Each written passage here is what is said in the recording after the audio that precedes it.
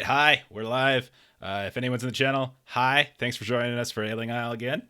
This is exciting because this could be the last chapter of our Ailing Isle story, and next week you get to start a new one. Or it's not. It's sort of going to depend on everything that they're going to do tonight. They're in a little bit of a predicament. But we are Adventures in Lollygagging. We play a variety of role-playing games and do some podcasts and things like that. This is the one that we do here on Zweihander RPG channel. And we got a few others that we're going to plug really quick so we can hurry up and get into the game. Melissa, tell us about one we're doing. So another game that we lollygaggers play. That's good. So on usually Saturdays, sometimes Fridays, we play Mutant Year Zero over on twitch.tv/the Lollygaggers. So this Saturday, we're going to be playing at 4 p.m. PST, 6 p.m. CST. And we're continuing our Mutant Year Zero Gen Lab Alpha campaign. And then Ashley can plug the other one, the big podcast, the one that started it all, like the tabletop stuff anyway. Yeah, so we have our main podcast. It is an audio only podcast. We're going to be releasing episode 43 on Monday? 44. 44. Which we just recorded last night, actually. Yeah, okay, so that's what's throwing me off. Yeah. We don't have any more in the bank, so it's stressing us out a little bit. It's stressing me out like crazy. I didn't sleep at all last night. But it's called A Call to Ruin. Stuff's getting real weird. Our friend Dustin's really bloodthirsty lately. Yeah. And we're all losing our mind. I'm getting proud of him though, because like his last character, Erwin, was a little passive. But this character, he's like, nah, screw it. Like he's calling people out. He's attacking people for mild reasons. He's just very angry. I really like it. After like our episodes, he'll like come up to me and he'll like laugh evilly as he's like steepling his fingers. Awesome. And he's like, everything's coming to plan. And I'm like, what do you mean? And he goes, I have plans for you. And I'm like, really? Can I know what my plans are? And he's like, no. I don't even know those plans. I know some of his plans. I know his plans for like intermediate tier, which he's just hit.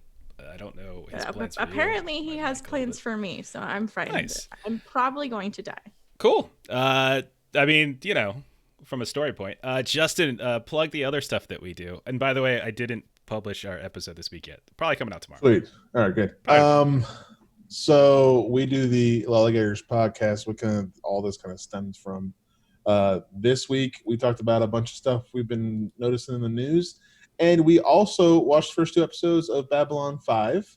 And we kind of talked about that. We're on a little journey to find great TV shows from the early 90s. Hard to believe, not a lot. I don't know if that's true. I think there's plenty that are good. We're doing that, and I also have my own Twitch channel, twitch.tv/Jehufa, JEHOOFAH, where I do a bunch of stuff. A lot of I've been doing Valorant lately. I've been laying off the World of Warcraft because it's boring to watch people die over and over. But yeah, we do a lot of stuff over there too. So. And that means that, Long, you get the wonderful job of summarizing what happened in last week's episode in what might be the penultimate episode for Ailing. Let's hear it. All right. We last left off with Mordio retiring at Ingman's Manor. And we had Big Sis, Florence, and Oscar meeting up with Gregor in the middle of a road when they were leaving, telling him to get off this island or the boat wasn't coming back. Mm-hmm. There's a little bit of arguing but they decided to meet up at a boat shack before they're going to the hospital, gathering some stuff, possibly rescuing Daisy. When they got there, they met up with Dr. Zabornak, deciding to leave Oscar alone, which ended up him aggressing her, questioning a bit about what's going on, ultimately leaving him captured with a bunch of others in an unknown location. And then that got Big Sis and Florence locked up in the hospital, where they fled up to the second floor and jumped out a window to escape since they weren't being let out. Couldn't find Daisy. And then on Mordio's side, explored the manor a bit, all the rooms and who stays there. There was 2 doctors outside. They're playing with a crossbow and shooting at what was it, Margaret? Margaret, one of the servants. Yeah. Yeah, she had cabbage. I I like had how to you hide. remember the cabbage. Yes, of course. I had to hide in a greenhouse Yeah. where it smelled like absolute rotten foul, and I was able to find a secret passage that led to an underground tunnel system. There's a shrine, an altar, and a giant pit with a tentacle flapping out of it. So I was able to narrowly avoid that, and now we'll see what happens. And then let's see, Big Sis, because Big Sis and Florence jumped out the window. They went to go to the shack, couldn't find Gregor. And as Right. they were looking out at the dock, they noticed that there's an orderly literally just standing on the dock with a staff and a lantern. And there's no boats in sight. And that orderly is just standing there looking inward at the island. And while they were doing that, someone came up behind him. He turned around. It was Ivo Zask and a few groundsfolk that he brought with him. So there was him and 3 others. And they're looking at you going, interesting. Okay, so I guess we can get started. So if you're listening, you want to get involved, we've got a refresh on our fortune points for this evening. I had them all last week. I had all this more misfortune, and because I'm way too kind, I ended the episode when I could have just killed Big Sis and Florence right then and there, but I didn't. So we have a refresh, but if you want to pitch in, if you want to do anything, we've got a couple different things you can do. 100 bits to turn a misfortune into fortune. Doesn't really help right now. You can spend 200 bits to turn one of those wonderful fortunes into misfortunes. Do that if you want to see bad things happen to the players. And if you really want to help them out at times, you can have you can drop like 300 bits to do some kind of divine bit of coincidence that might allow them to get out of a sticky situation, or might have them find a useful item in a situation, something like that can help turn the tide of a little moment. But yeah, okay. So let's get started. Justin requested that we start with the Holy Roller. So we're going to go ahead and start back in that very dark room, which you have now come to get a little bit of light to. A little spooky music going. There we go. A little spooky music. Just a little. Just a few happy trees. It's really good I really want to set the mood for what I want to do. Yeah. Let me let me go ahead and get that going. There we go. All right. So in this, to refresh your memory, Oscar, you are in this room. You met Dwally, who was one of the dwarves, and Wilfred, her nephew. Dwally was the friend of Mordio that they played a bunch of games and stuff while they were on the ship together. She disappeared after the first day, saying that she was going to take a look at the ships. Wilfred disappeared on the second day. A few others as well that you recognize from the ship when you hear their voices and their names. And there's also people here who have been trapped on the island for a little bit longer, saying that they came on ships from a few weeks prior. And some of them are in really bad shape. They've mentioned being somehow experimented on, people having horrible pains in their stomach, people having horrible pains in their heads. There's some people have sutures and things in their heads. They've been experimented upon in some fashion. There was a door that you could look underneath, and you saw Boots at the end of the hall, sitting down. A second pair came up and left, and no windows apparently in this room. So, Oscar, what would you like to do? I want to get a good night's rest. That's what I want to do. So I'm going to fall asleep and get some rest. So glad we really painted the picture, what was going on, really so I know the environment as to which I'm taking this nice, needed rest. So Oscar falls asleep. Okay. So where were you on the peril track, by the way? I was one step above incapacitated. So Oscar's getting some rest. If you had smelling salts, you could always, I think smelling salts, or is smelling salts peril? I think that's peril. Tinctures, injury. Yeah, so smelling salts would have kicked you up a bit, but you don't. All right, so as you start falling to sleep, a couple of other people around you are like, "Oh, you're just gonna sleep? We thought you were heroic, holy roller." Sleep. It's sleep time. It's sleep time. Justin and his naps. But that's true. Justin He calls them loves taking naps. His meetings, yeah. I do. It's my meetings, yeah. Okay. So Holy Roller gets a meeting. So you thing. really just want to go to sleep. It's like 2 o'clock in the morning, something like that. And so you really just want to go to sleep. Yeah. Okay. All right. I'm pretty sleepy. Sayonara. So as his eyes close, the black from the eyes closing will fade and open up. See you guys at the end of the day. Who wants to All go right. next? who wants to go next? Mordio. Mordio? Okay. Wait a second. You just volunteered him. Indeed, we did. All right, Mordio, you just left the central chamber where there's the pit with the strange gurgling, growling, stomach-like noises coming from below and this weird, literally tentacle-like thing that came out and tried to swipe at you. You are trying to explore the cave system. You know that one of the paths goes back to the manor house, the greenhouse specifically. So you're trying to go down. There's a couple others, and so why don't you, if you want, why don't we roll a survival check as you kind of try to take an assessment of the different cave routes. Maybe you can assess which one might be. Before I do the check, I'm gonna sniff some smelling salts that I actually do have, Oh, you do have smelling salts. Okay, nice. so I can go up 1 on the peril check. Okay. So I'm imperiled instead of ignoring 1 rank. Okay, so when you look around, there are a total of 4 different tunnels, including the one that you came by, that converge at this area. So go ahead and roll a survival check. Roll at a standard, and we'll see if you can glean any kind of information just from peering and looking. Ooh, crit fail. Okay. The tentacle comes back up and pulls you down into the pit, and you die. The end. You're like, I think this is the best tunnel, and you walk up to it and just jump in. We're gonna have like a 20-minute finale here. We're just gonna have like sleeping Oscar and like So- Mortio's gonna go and This is going to be pretty hilarious because you just did some smelling salts to go back up for the peril check. And so you start taking an assessment of these different tunnels, and you go down one that you think is going to prove useful.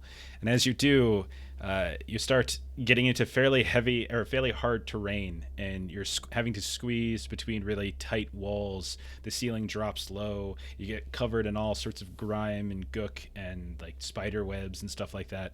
Just And- keep pushing through, man. It's fine. Just keep pushing through all the crap. You'll be okay. and it kind of wears you down how bad it is until finally you come to a dead end and have to turn back around with only the peril I'm about to roll for you as your reward. So take 9 points of physical Take it. peril from the exhaustion. That was fun. It's like nothing ever happened, except you don't have smelling salts anymore. But you make it back to the other room.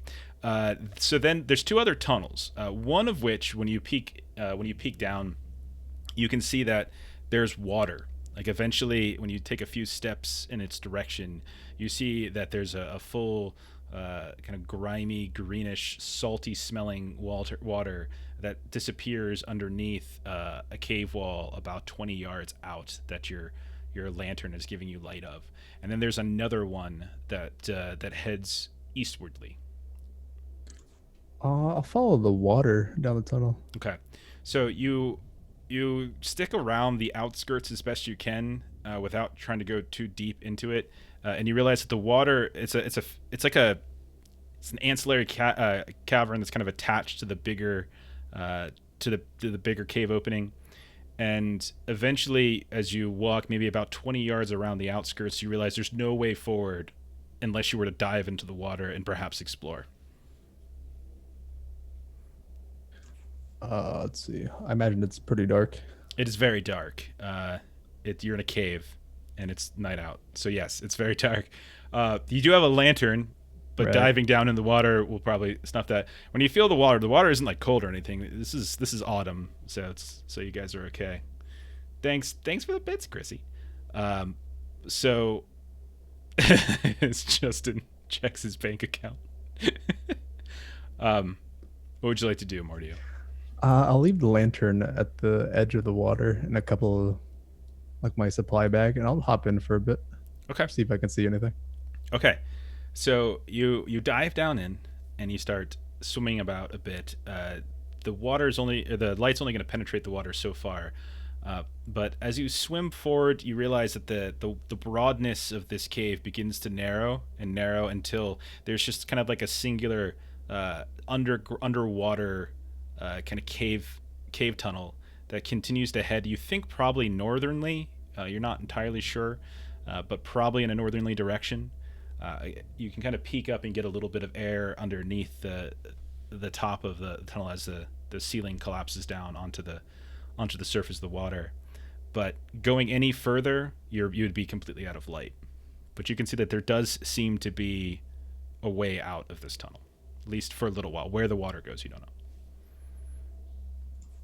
Okay, with that information, I'll just gather my stuff and go in blindly to that entrance or exit. Okay. So you want to go to the last one, or the last of the four tunnels? Or are you continuing the water? I misunderstood. I'll continue in the water. Okay, so you're going to go in blind. Yeah. Okay. So, go ahead and roll an athletics check, and we'll make it standard. Look at this guy. This is one of those moments where I'm like, wait, you're swimming in the dark It's not good. in a cave? Like what? That's not what I thought. Do you want to use a fortune point? Fine. Okay. So You're just gonna keep swimming in the dark. okay, so so you're going in completely blind, kind of feeling along the way, coming up to the surface from time to time.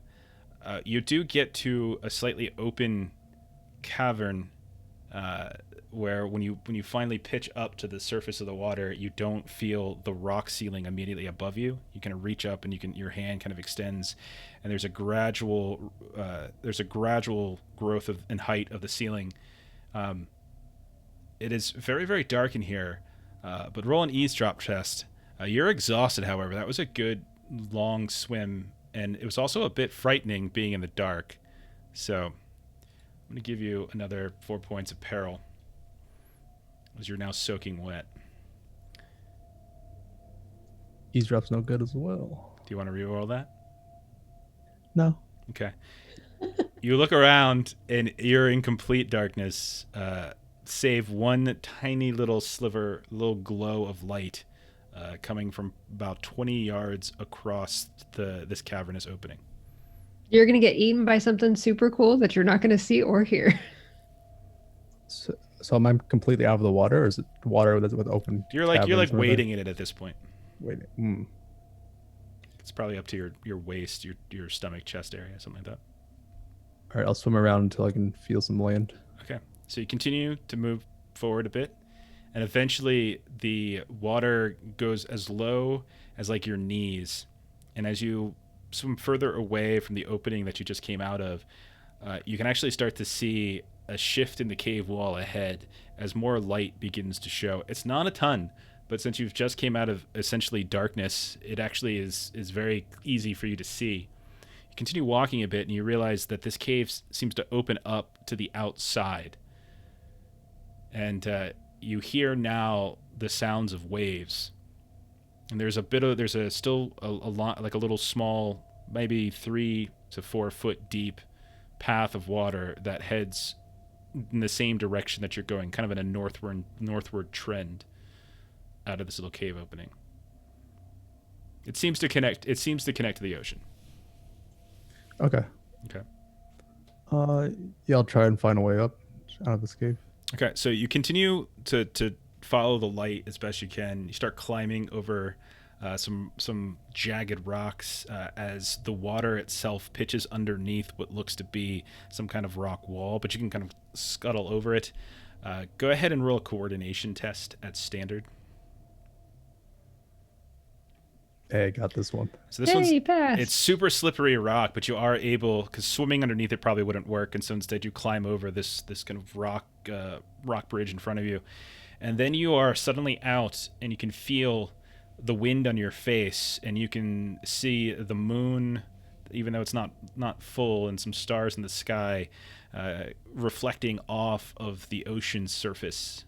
Wind's hitting your face. You can smell the salt breeze. You look to your right and to your left, and you can see a rocky beach extending out and away from you.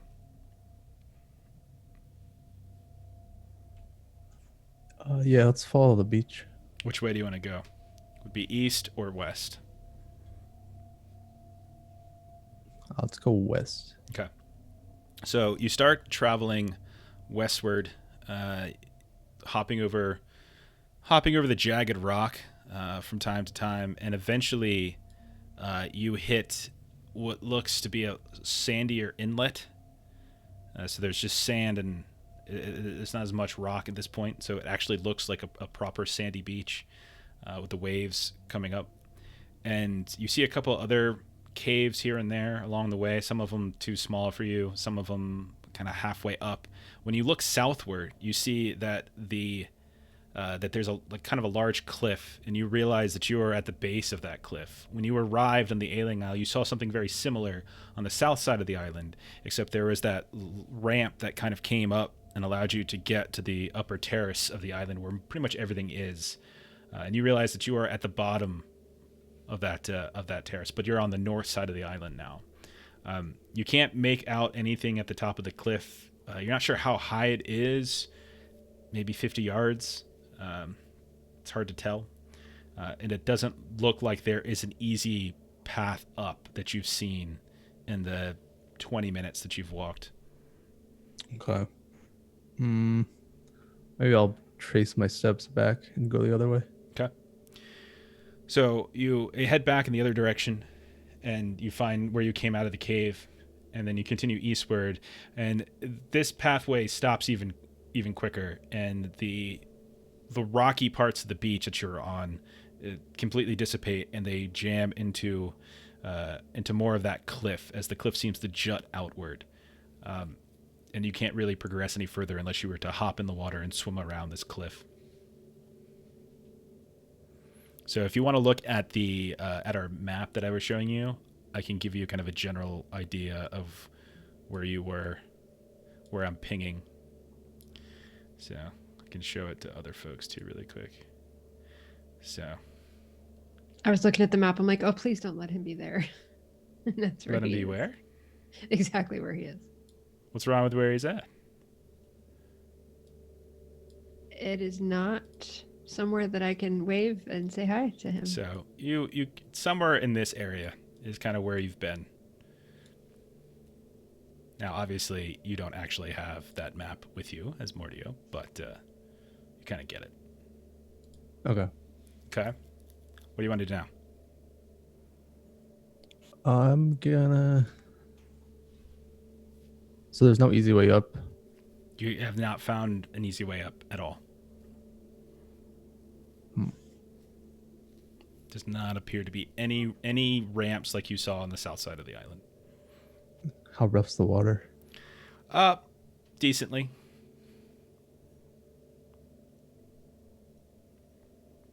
It's somewhat windy, which is kind of picking it up. Again, the temperature's not terrible, so you're not really at risk of anything. But you're judging by the waves and knowing a little bit about the way water functions around rocks like this and little swirls and eddies that can form. In the night without light, it would be a fairly dangerous swim to try to swim around the cave. Not impossible, just dangerous. Isn't everything we do right now dangerous? No. Justin just took a nap. He's totally cool. Nothing bad is going to happen. He's going to wake up and not from the his rest of nap. life will be peachy. He already made other decisions that put him in that situation. I've had a rough time. I deserve this nap. Yeah. All right, Mordio.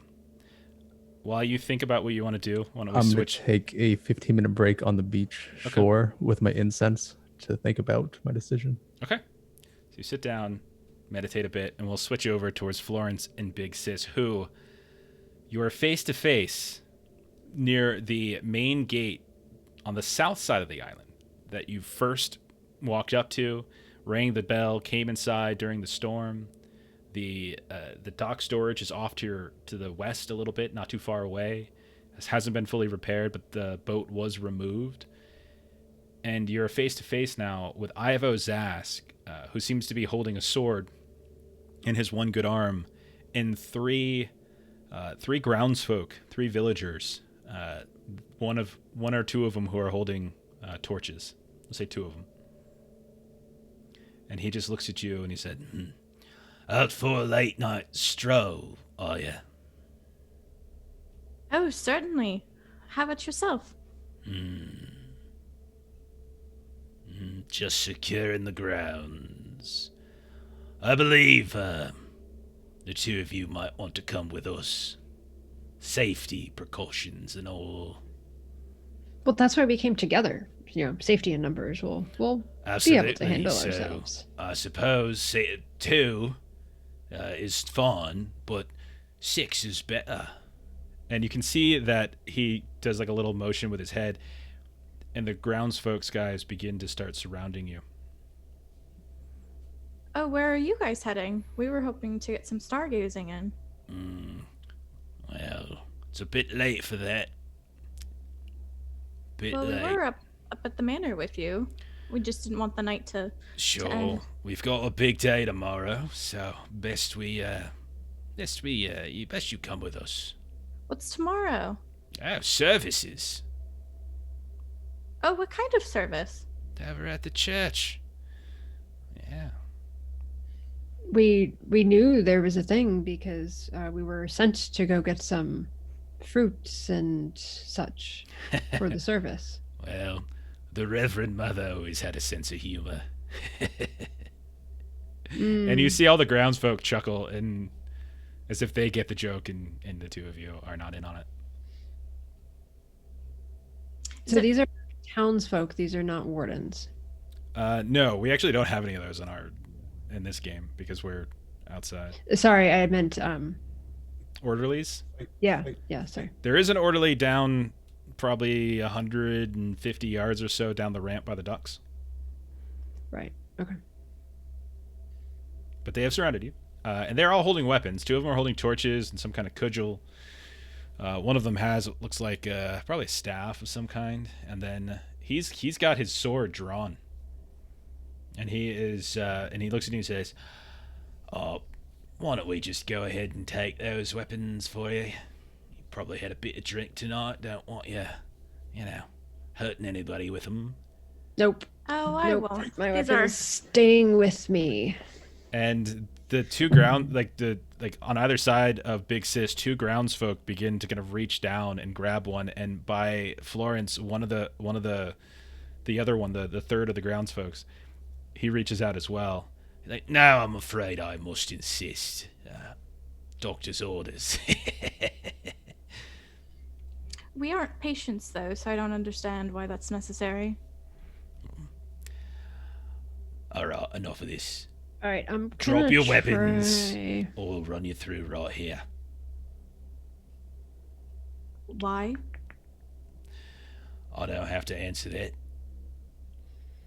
I'm gonna try an intimidation. Okay. Understand that you are outnumbered 4-2. Yeah. So I'm going to increase the difficulty of that intimidation a bit. So I'll kick it up to hard. Yeah. Hey, you got Big all Sis that isn't fortune. gonna go down without a fight. Okay. Of some Are sort. you already wounded? No, I'm okay. Oh, okay. I'm wounded. That's one thing I was checking. So I'm gonna Riz. die first. How's your peril? Gotta. How's My your peril's okay. fine. Okay. Imperiled. You're in peril. Okay. How How did Holy Roller get all that peril and no one else did? poor choices. So all those sit-ups he does in the morning. I'm the one with the cojones to stand up for myself. All by yourself after everyone leaves. Yeah. Okay. I'm right. gonna have to ask you to do something. So so he has now just said, drop your weapons, or they're gonna run you through. Yeah. So I am intimidating him. Okay. I succeeded on my roll, Okay. and because I'm a badass, let me see what happens with that. So when I succeed in an intimidate roll, I inflict 1d10 plus 1 mental peril. And when I succeed on an intimidate test against one foe, they cannot attack you until they succeed at a resolve test. Okay. So let me roll the 1d10. Sure. So that's 8. I'm gonna have to write some of this down. I have like one block to keep track of a couple different people. So 8 peril.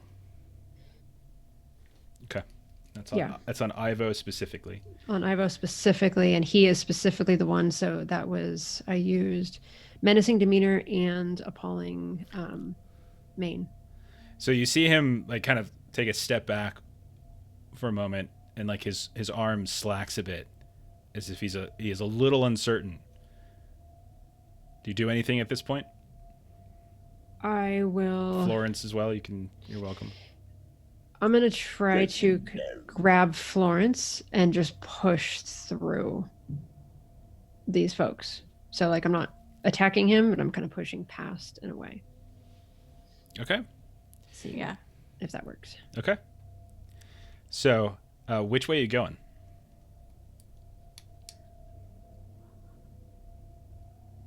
That's Where do you want to go? Question. Let's head. So what? We're near the docks. Yeah, let me look at the map. Let's start making like we're gonna head back towards the sanitarium. So you want to go west? Or you want to go toward the village? Yeah, west because we're still party members. So yep, west. Okay, so as you grab her and begin to push past them, the 3 that you didn't intimidate are going to take swings at you. So that's going to be 2 are going to take swings on Big Sis, and 1 is going to take a swing on Florence. Ivo is a little bit shaken for a moment, and the kind of like what the hell's going on? And so let me roll that really quick. Get up some. It's interesting. All right, so one of them I'll basically have 2 with cudgels roll against Big Sis. First one is gonna miss. Miss. Second one is also gonna miss. I just rolled 2 in the 90, and then the one that's near Florence we'll say has the pilgrim staff, and we'll go ahead and take a swing at you. Please don't hit. Please don't hit. And that's a crit fail. Crit fail. This is crazy. All right. Look So- at us. Badass women. So that We're one just getting outta here. swings down at her, and we'll also take some peril in the process of doing so. That's one way to deal with it. Oops, I rolled too many. You could also like try and fight everybody by yourself. I mean, that's a thing to do. You didn't try to fight anybody. You were just like threatening them. And it was like, what are you threatening them for? It was so fun to watch. You're just telling them Like- everything we knew. there's like orderlies like all over the place. Okay. So I have my bag, right? Yeah, we the 2 of grabbed you all our recovered stuff. your stuff. Yeah. Mhm. Okay. So something that I want to do, if this will be allowed, as we're kind of pushing our way forward, I want to see if I can put some of my spider venom that's in my little jailer's bag on my weapon. So, we're gonna move into a chase sequence here because you're running and you're Okay. trying to bust through them, and I don't Okay. think that stopping and right now is probably not the best time for that. Okay. And if I could do it kind of while we're going, but that's fine. I don't think so. I don't know Okay. if that really makes sense. So I think we're gonna shift into a chase scene. Do you remember how to do these? These are It's fun. been a while. It has been a while. So the 2 of you are going to be the ones being chased, and the 4 of them are going to be the ones chasing. You're right next to each other, so I'm really not going to give you a head start. What I'll probably do is I'll probably just penalize Ivo because he's the only one that's kind of stunned. And so what I did on roll 20 is I just made a little chase like button for us, little macro. I did that a while back, and so we actually get to use it, which is exciting. Nice. So Me I'm and my 5 movements. I'm going to go ahead and put the 2 of you on the map so you can roll it. I think you have to actually click on your token to roll it. Yeah. And then let me get some grounds folk out. All right, so we'll make this a short chase, 3 rounds before you kind of can get away. Where are you headed again? What's your decision? West toward the sanitarium, right? You're running back to the hospital. Is that what you said, Florence? I mean, if we were gonna walk and they're allowed to walk away, yes, but You're I not- think you know. at that point we shouldn't at this point. So where do you want to So run? where are we headed?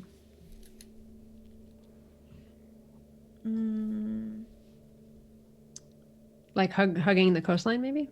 Yeah, well, If you rolled, if you're hugging the to hug the coastline, you have to go down the ramp towards the orderly. Remember that the island is elevated. I think she meant like along the cliff. So you want to hug the cliff edge. Okay. So like here. But that's nighttime. That's dangerous. Let's like book it towards the manor church area, maybe.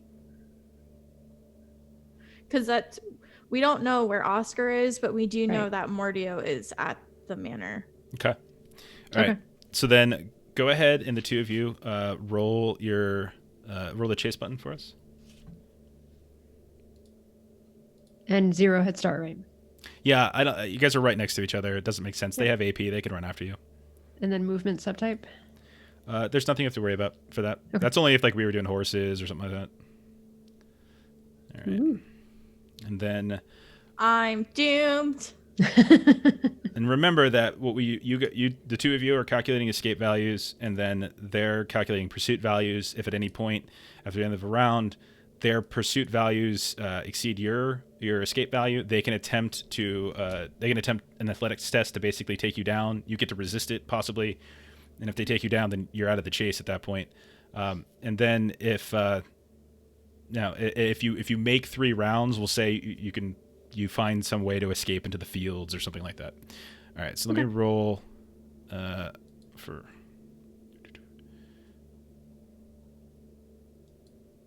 Ashley rolled like a 2. I know. Oh, that's a bad roll. Good for us.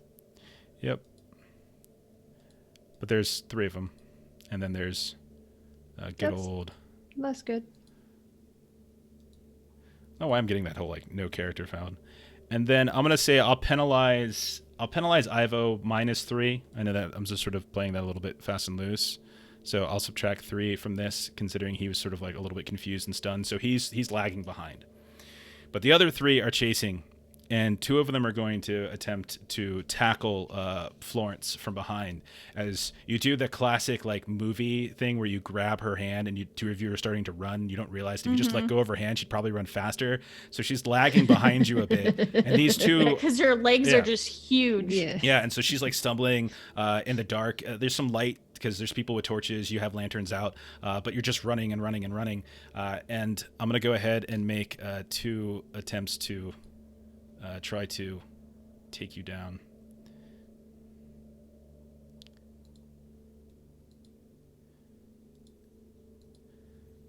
So both of them are kind of reaching out to grab you, and it looks like they both succeeded. So you can go ahead and resist, essentially, if you like. I mean, you definitely like, I would imagine. I would greatly enjoy so. Unless you just want to play possum and be like, never mind, I'm napping. Yeah. No, I'm not. What? So athletics, correct? Yeah. Trying to see if I want to change the difficulty at all. No, you're resisting with coordination. Sorry. Okay. Yeah, I should have rolled Standard? coordination test, but my stats are the same. Standard is what I did for this. Yeah. Okay. It's an easily open area, no problem. Failed. Am I doing just 1 or 2? Let's resolve this first one. Do you want to use a fortune point? There's 3 following. There's 4 following us, right? Mm-hmm. Ivo's way back, but he could potentially catch up. Yeah, I'll use 1. Okay. Let's switch this Roll over to better. more exciting music. This is a... Oh, So one of them manages to reach down and tackle Florence, clipping her leg, and she goes tumbling to the ground. And we'll say the second one comes and like hops up on top of her, and she's pinned to the ground. And so the 2 of them plus Florence, we'll say, are out of the chase scene. They're stopped. Big Sis, what do you want to do? Do you want to keep running, or do you want to turn around and help? I would have heard this and turned around to help. Okay, so then we will immediately break our chase scene. Let's fight. And let's fight. So that was the shortest chase scene ever. 1 round. Very exciting. So I went ahead. I already rolled your stuff earlier to save time. So our initiative order is ready to go. So we'll say the start of this battle. Florence, you're on the ground. You're pinned. You're prone. You've got two people right next to you. A third is coming up. That's closing. That's almost closed in on you, probably a couple yards away from Big Sis. And then Ivo is still, we'll say, 30 yards behind, still kind of running from the back. So, Florence, you are up. What I kind of want to do is the guy who's immediately on top of me, with one arm, she kind of wants to wrap it around his neck and kind of try and get him in a, not quite a chokehold, but use him as almost like a human shield. Okay, so to kind of deter the guy from hitting her. It would be a chokehold test. Like okay. That's basically what you're doing. I would say you're outnumbered and on the ground, so I'm going to make the difficulty. I'm going to kick it up for you to challenging. Okay. And so make an athletics test to just reach out and grab the one that tackled you.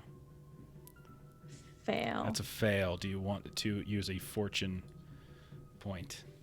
No, I think I'm just going to attack now at this point. Okay, so you're trying to... You're still on the ground, and you're still trying to fight off these two, and I'm going to keep the difficulty at challenging.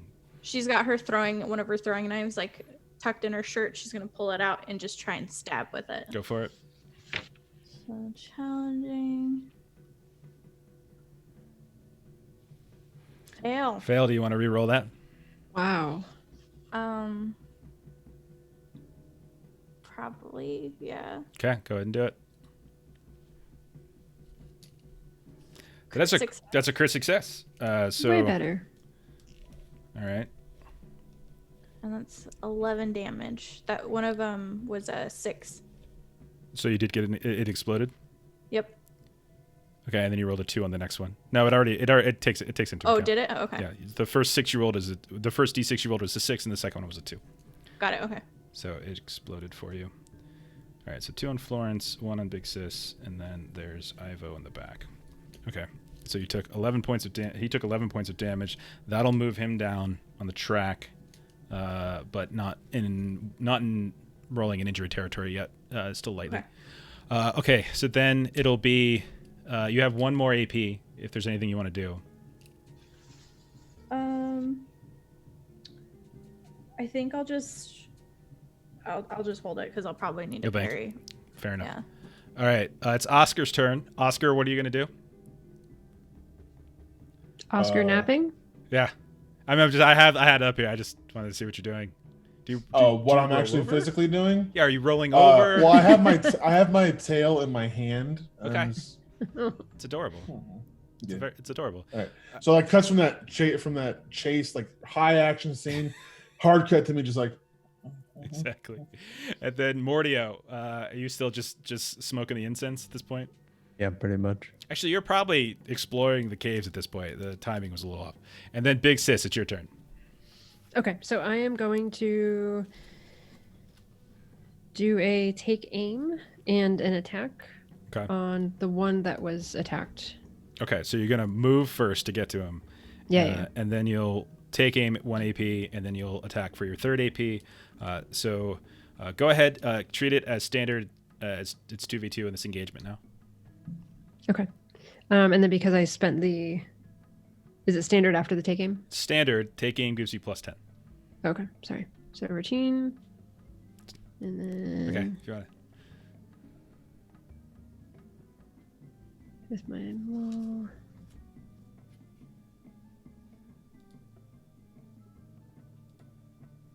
That is a success and 15 damage. Holy crap. Nice. Oh, just missed getting 2, actually. 16 is... Oh, no, it's Ivo's. Hang on. 1 second. What is... Nope, never mind.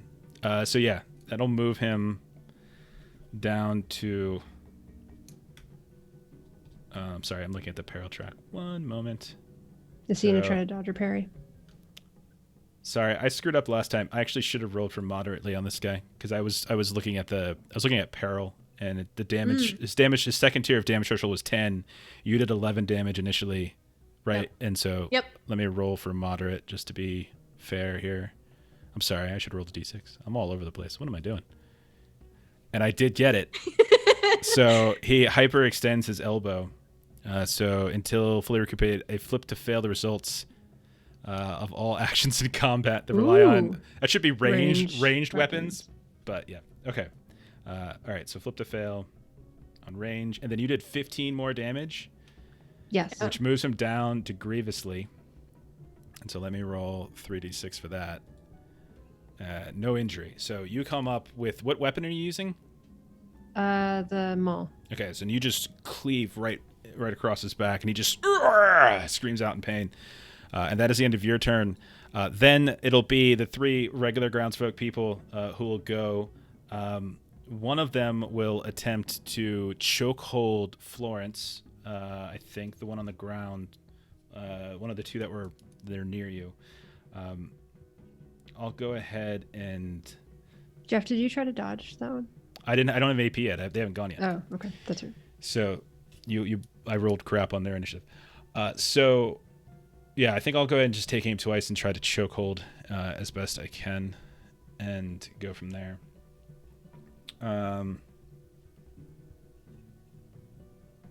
Yeah, let's just do it. I don't have any.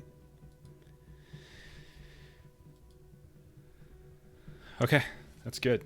So Oof. you can go ahead and resist. Let's resist athletics. Mhm. Standard?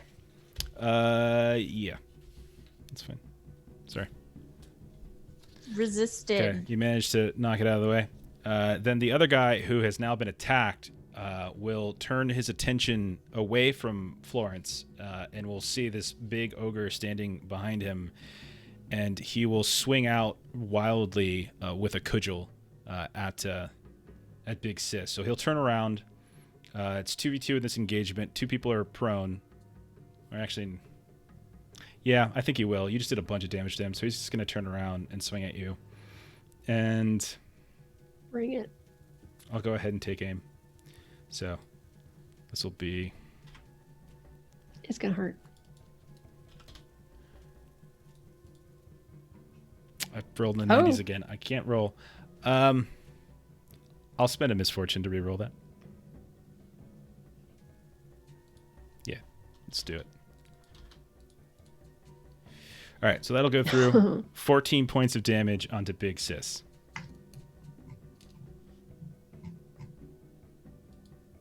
All right. Okay. And then the third one will close also on Big Sis. He'll spend a movement point, one AP to move. He'll swoop in behind you, and so now you are outnumbered. I'm going to kick the difficulty down a touch to routine to attack you. I will spend 1 AP, my second AP, to go ahead and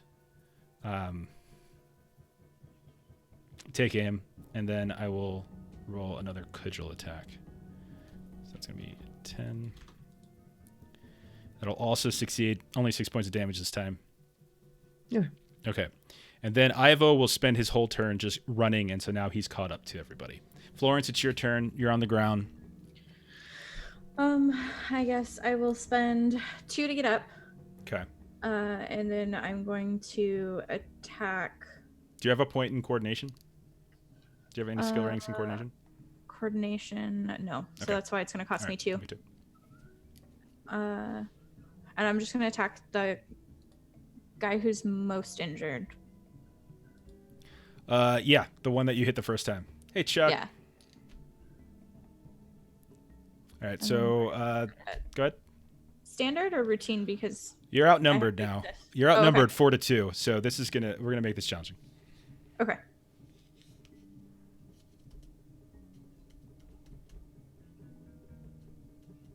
Oscar, you're next up, so I really want to know what you're doing. All right, Ooh. so the one that I passed. and that is actually enough to kill him. Nice. As his damage threshold is only 4 because he doesn't have any weapons on, and he was bleeding anyway. And so the one that took the big cleave from Big Sis, as he turns around to swing at Big Sis, landing it, Florence pops up, and with a very carefully placed, and maybe just all of it happens in the blink of an eye, you can just see him just crumble and fall to the ground. It's now 3-2. All right. All right, Florence is done. Holy Roller, what are you doing? Now I'm doing this. Okay. I'm gonna say Dwali is there, just being like, shh, Quiet. It's okay. Quiet. It just tries to roll you over, and it doesn't work. All right, Mordio, at this point, you are emerging from the cave. It's good times, and you see everything. It's great. And then we're over to Big Sis. One of them has just fallen before you. There are still 3 left, including Ivo, who does seem to have a sword on him. But also only one arm. Would it be possible for me to try to intimidate him again? To spend an AP to intimidate him? You can do a Litany of Hatred. That's a different skill. No, Litany of Hatred's Intimidate. Oh, yeah. Okay. Divine Chucktervention. Okay. Chuck just gave you all 300 points to do something good. Or is it... Yeah. Ooh. So what kind of intervention could we have here that would make sense? Gregor comes stumbling out of the fields. Ugh, and he sees you all and everything that's going on. And so now he has shown up. This big cook. He's got a rolling pin. Or a cleaver. He's got a cleaver. Cleaver's way more badass. And he'll come charging into the fight, making it a fair fight, 3-3 now. Ooh. There we Thank go. you, Chuck. And that's how Thank divine you, intervention Chuck. works. Nice. There we go. That is very cool. Awesome. That's like Right. in like a Fallout when like the unknown man comes out and kills someone for you real quick. That's kind of like the same type of thing. Something like that. All right. So standard intimidate? So yeah, what's your fellowship bonus? Because there are 3 here. So is your fellowship bonus at least 3? 4. Okay, then you can hit all 3. So go ahead and roll your intimidate check. All right, standard. Intimidate. And Gregor will actually get to go because he did roll an 8. So he'll go right after Big Sis. That's a success. So I'm going to go back to reading my stuff again. Okay, so what is this? What is your litany of hatred? What is it you say? What is it you're doing? I love when Melissa gets these. Yeah. Worst. You're... Oh, sweet. I guess got misfortune. Yes. There you go. Got to balance the scales. There we go. If I get one good hit off, I'm blowing it all on Fury explosions. Just letting you know. That's my favorite Understood. thing to do, is just blow up. So this is basically going to be something along the lines of like, get your grubby ass hands off of my weapons, you stupid idiots, or some version of that. Like, Okay. Don't ever try to take my weapon. Okay. I like it. Jeff, if I don't hear from you tomorrow, I know Melissa went feral. What? Oh, yeah. That's right. Yeah. Okay, so there's the She's Litany just of going to say Hatreds. hello one too many times. Be like, stop being Mrs. Doubtfire. Oh, it's ridiculous. All right, so the normal Litany of Hatred stuff is going to happen. So they all Their damage suffer- threshold goes down -1. right, and so then there's my then- menacing demeanor stuff. And give me- So 1d10 Give me the plus rolls. 1 mental peril. Just roll it once and we'll apply it to all. So 7 mental 7. peril. That'll do, unfortunately, nothing, as they all have much higher peril thresholds than they do damage thresholds. I'm sorry. And to then say. specifically to But the what's damage his name? threshold deduction does happen. So would this actually count, like even like comboing all of this stuff together? Because it's still an intimidate test. Yeah. Okay. No, so for then sure. the other It thing totally does. is that what's his face will not be able to keep chasing us. So he's Keep chasing you or attack you until he Attack. makes a resolve test. He Right. can attack until he succeeds at a resolve test. Yeah, I'll roll a resolve test in this turn. Okay. So that was 1 AP. And so then I'm going to We're being raided. Everyone duck. Everyone hide. Shh. Ooh. Raid. Thanks, Dave. Welcome to the party. Nice. All right. All right, so then I'm going to take aim and attack. Okay, so 1 AP to do. This is a very useful turn if you can get a hit. I'm nice. working on it. All right, so standard. Sorry, I'm going to throw some stashes at some people here really quick. Yep. Here's some beaded mustachios. Okay, let's see. Yeah, standard for now. Standard. Okay. And I did a take aim while I did it, so I'm gonna do that. Go and for it. then Going with Thank you them all. kindly.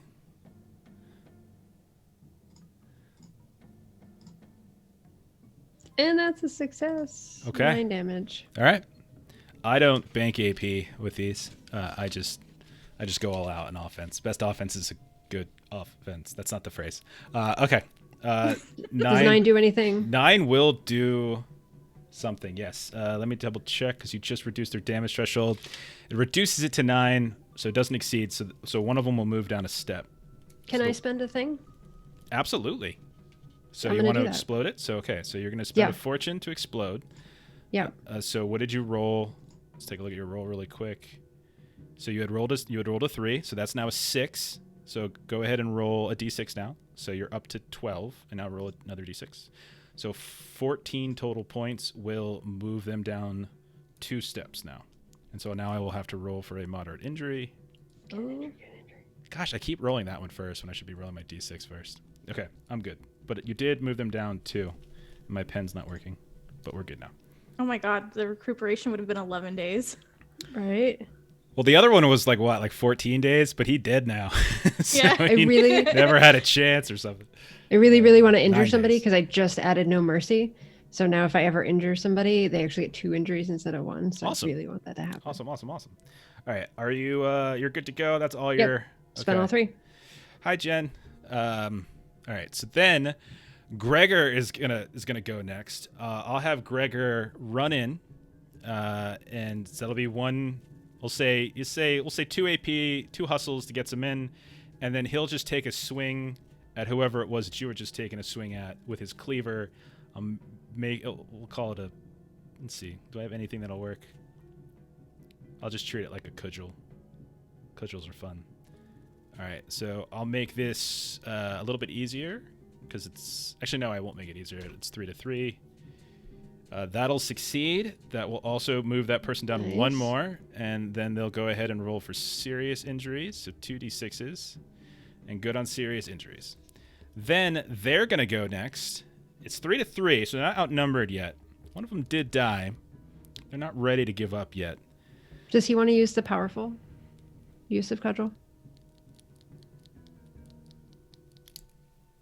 I mean, I guess.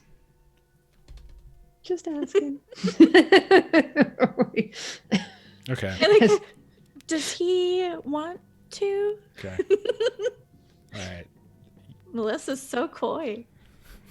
Just asking the question. He crit failed, which means he's going to take some peril. So there you go. Overexerts himself. Gosh, it's just like a roller coaster right now. Okay. That's awesome. And then they're all going to turn, and I think they're going to focus on Big Sis. Big Sis seems to be the big threat. And so I'm going to have the 2 remaining grounds folk. One of them will spend, do I have coordination? No. So we'll spend 2 AP to stand up, and then he will attempt to, I think he'll attempt, I don't have dirty tricks. Or I don't have Garl, I mean.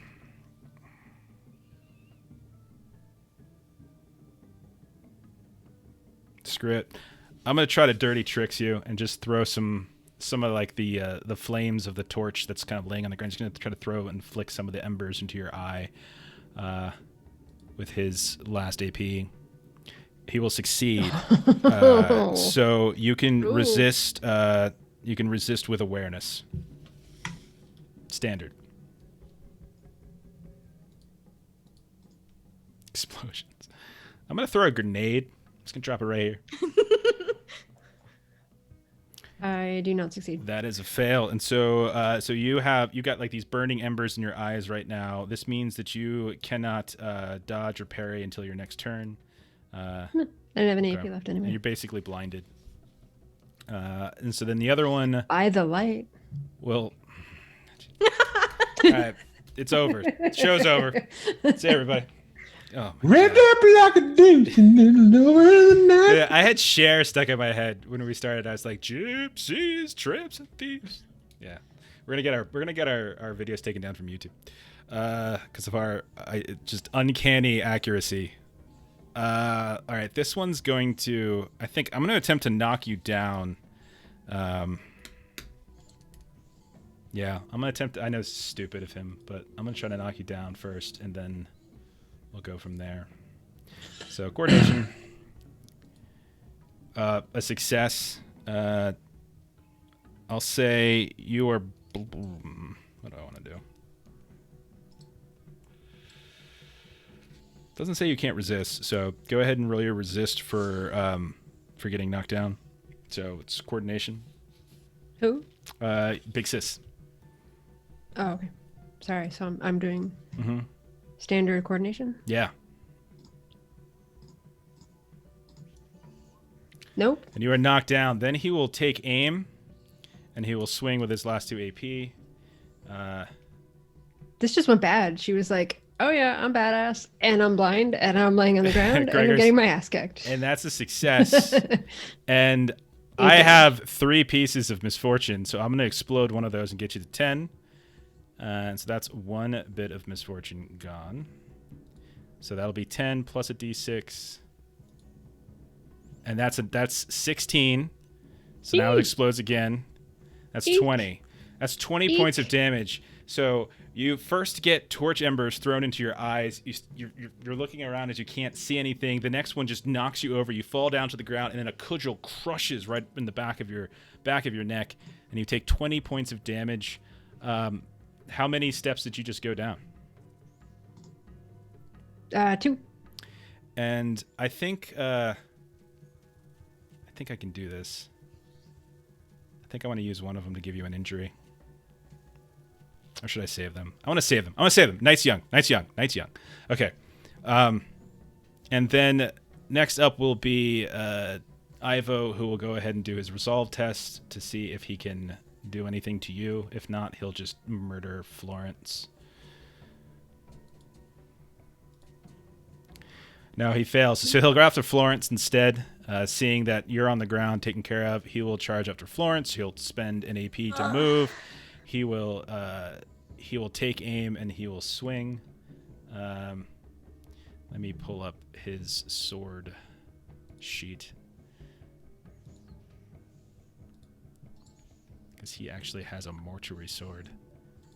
Oh God, great. That's why I was trying to keep him at pretty bay, standard. because he's got the weapon. God, that's so much damage. I'm gonna let it go. I'm gonna let it ride. And that'll be the end of that. And we're back to Florence. Oh God. My heart hurts. Okay. Okay. Uh-oh. You should get that checked out.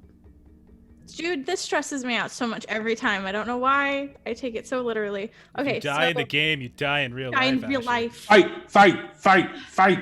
Okay. Okay, so I'm gonna dude's pull out my. really beaten up, but he just took Big Sis to the ground. Gregor has shown up. What do you want to do? Gregor's next to Big Sis with that one guy. You're all in this big melee at this point. We'll say it's just this big melee of 3 different people, but Big Sis is on the ground. She's prone, and she's rolling around. She's like, "My eyes! Oh, my eyes have seen the coming of the glory of the." I don't know if I want to fight Ivo necessarily myself. Okay. Oh God. Okay. Anyways, I'm gonna try anyways. So I'm gonna pull out my rapier, and I'm going to take aim. And See you later, Chuck. Make like a tree. Get the fuck out of here. and then I'm gonna attack. Okay, go for it. Just treat everything as standard as we're in a 3-3. That'll succeed. He doesn't have any AP left to parry, so that 9 damage does go through. That'll move him down a step. And the effect is immediately gone. Okay, cool. So now I can turn around and fight you. And then, are you all done, Ashley? I believe that was it. Okay, Holy Roller, what are you doing? Now I'm doing that thing where like my arms are to my side and my face is on the ground, but my butt's in the air, you know? Like when my knees are in my chest, I'm just like... Okay. You're a ridiculous human being. Like how a 2-year-old sleeps. All right, Mordio, you have finished your incense burning, your meditation. I'm giving them a chance to catch their breath. What do you want to do now? Seeing that there's no way up from either side and the only way is in the water, Mm-hmm. I'm going to make the decision to actually go back into the caves. Okay. So what I'll have you do, you're going to roll 2 things for me. We'll start with a survival test. We'll treat it as routine since you're just trying to retrace your steps. So start with that first.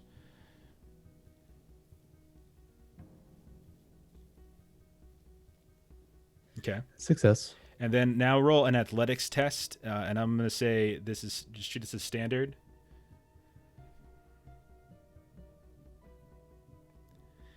Okay, so when you get back, you do make it back to where you started, into that big pit room, but you're going to be exhausted by the time you get there, having just swam out of a cave and back into a cave, and you take 13 points of physical peril, exhausted, and you are back now in the pit room. Big Okay. sis. What do you want to do? You're laying on the ground. I'm gonna. Just got whacked really hard. Can I see now? Yeah. Okay. So I'm going to spend 2 to get up and attack the one that's already somewhat injured. Okay, go for it. So you get up, Alright. 1 AP, standard. 2 AP. I don't have. You have 1 AP coordination. left. Yeah, you have 1 AP Yeah, left. yeah. I mean, 1 AP to attack. All right. Standard. Mhm. All right.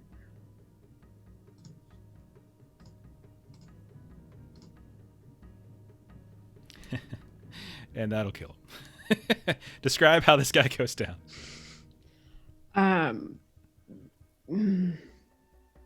So kind of wiping everything out of her eyes, just standing up. She's just sort of like, while she's standing up, just kind of do like an upward motion. Mhm. So this is just kind of catching him in the navel and just kind of going upward. Right. So splitting maul in the splitting sense. All right, I'm going to have them both, now that they're outnumbered and they just saw 2 of theirs get taken out in fairly brutal fashion, I'm going to have them both roll resolve tests to see if they want to stay in the fight. All right, groundsfolk guy is good. And let's go over to Ivo.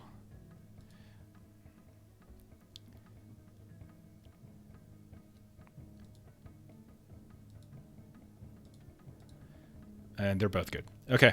So Gregor will go next. He will close in on Ivo. And so now it's 2-1 on Ivo, 1-1 Big Sis and one of the other groundsfolk. So he'll spend a hustle or maneuver to move over. He'll go ahead, take aim, and he'll try to knock Ivo to the ground with an athletics test. Or actually, no. Coordination test, right? Yeah, athletics. I always forget because that's if you charge.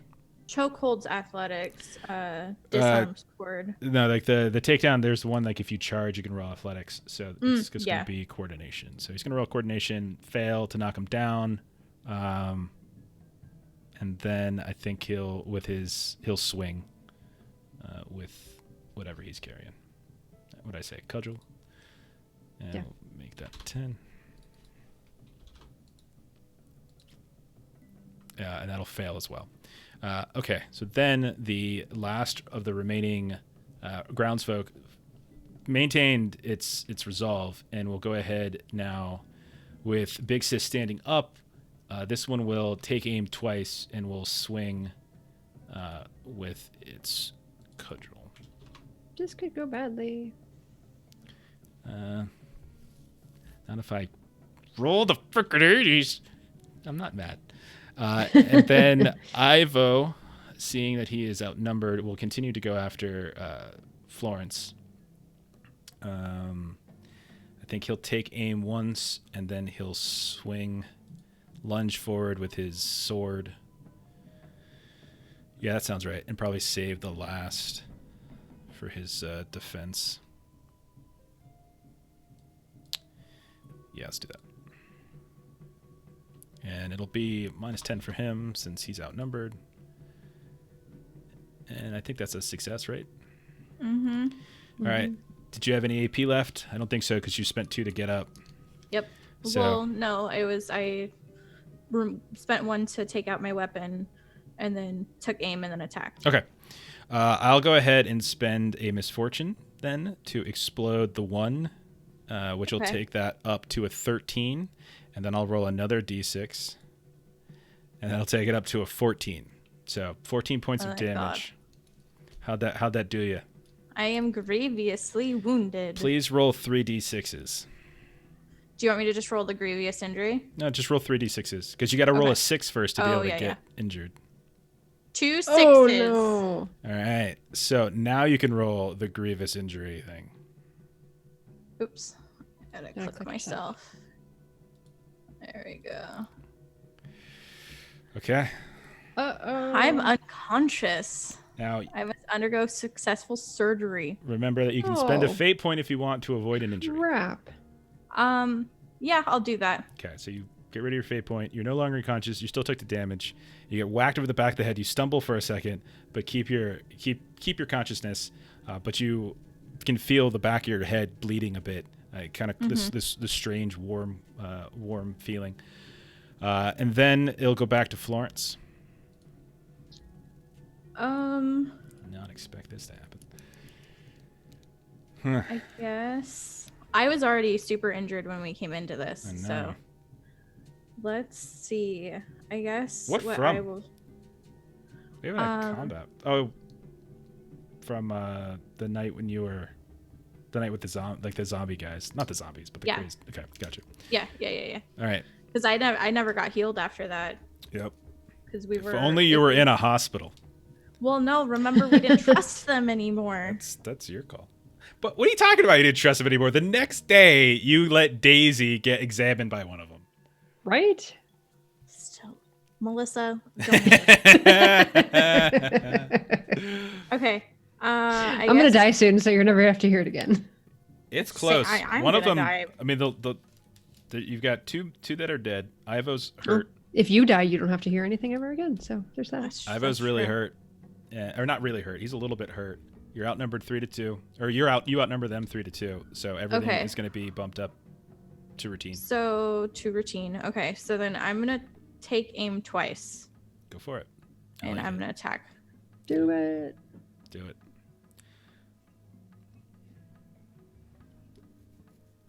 That is a crit success. Oh my god. Holy crap. Wow. Holy crap. And I do have an AP, but I Wow. can't because you crit succeeded. You did 8 points of damage. Do you want to spend your last remaining fortune point to do additional damage? Yes. Okay. So you rolled a 4, so you kick that up to 10, and now roll a d6. So that's 5. 15 points of damage. All right. So that will move old Ivo Zask down the threshold. Let's see. 15 points. And because of Litany of Hatred, that actually moves him 2 steps down Oh my god. to seriously. So let me roll 2 d6s.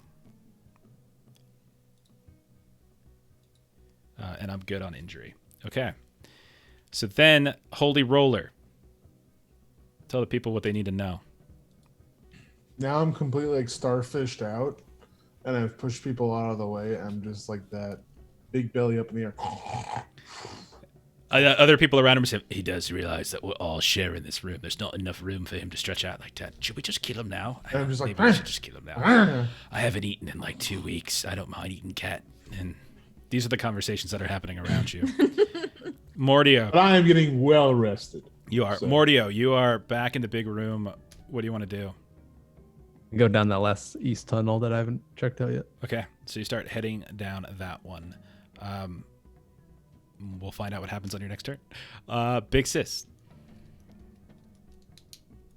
So I am going to, I believe, take aim twice and attack. Go for it.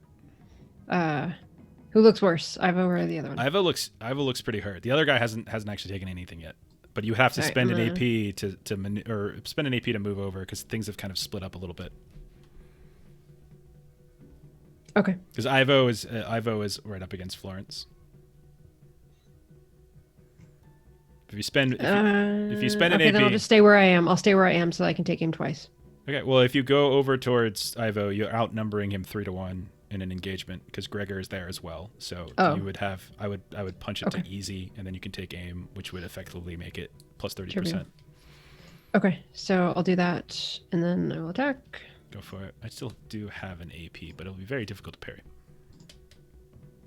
Especially if you freaking crit. I quit. I'm done. All right. So that's 10 points of damage, which will move him down to grievously. I'll roll 3 d6s. Oh, that's a bummer. I will get an It can't do injury. grievous injuries. It can't do grievous injuries because it's weak. Okay. I did roll 2d6s, so I'll say I got a moderate, or excuse me, a serious. Can you serious? Yeah. Yeah, it's just that it can't do Grievous. All right. So I'll roll a serious. He's got so you come up, you sweep into him from behind, and his kneecap just dislodges a bit, and you can see it pop out of the skin. So yeah, and he screams out in 2d10 plus pain. 2. Yeah, you can go ahead and roll that. Gregor will continue to pile on. 18 points. Physical power. Jeez. That's actually going to push him down quite a bit. Down 1. 18 will move down 2, so I'm now ignoring 2 skill ranks with him. Okay. Gregor will continue and do the same thing you two are doing. He will swing, take aim twice. It's the name of the game tonight. And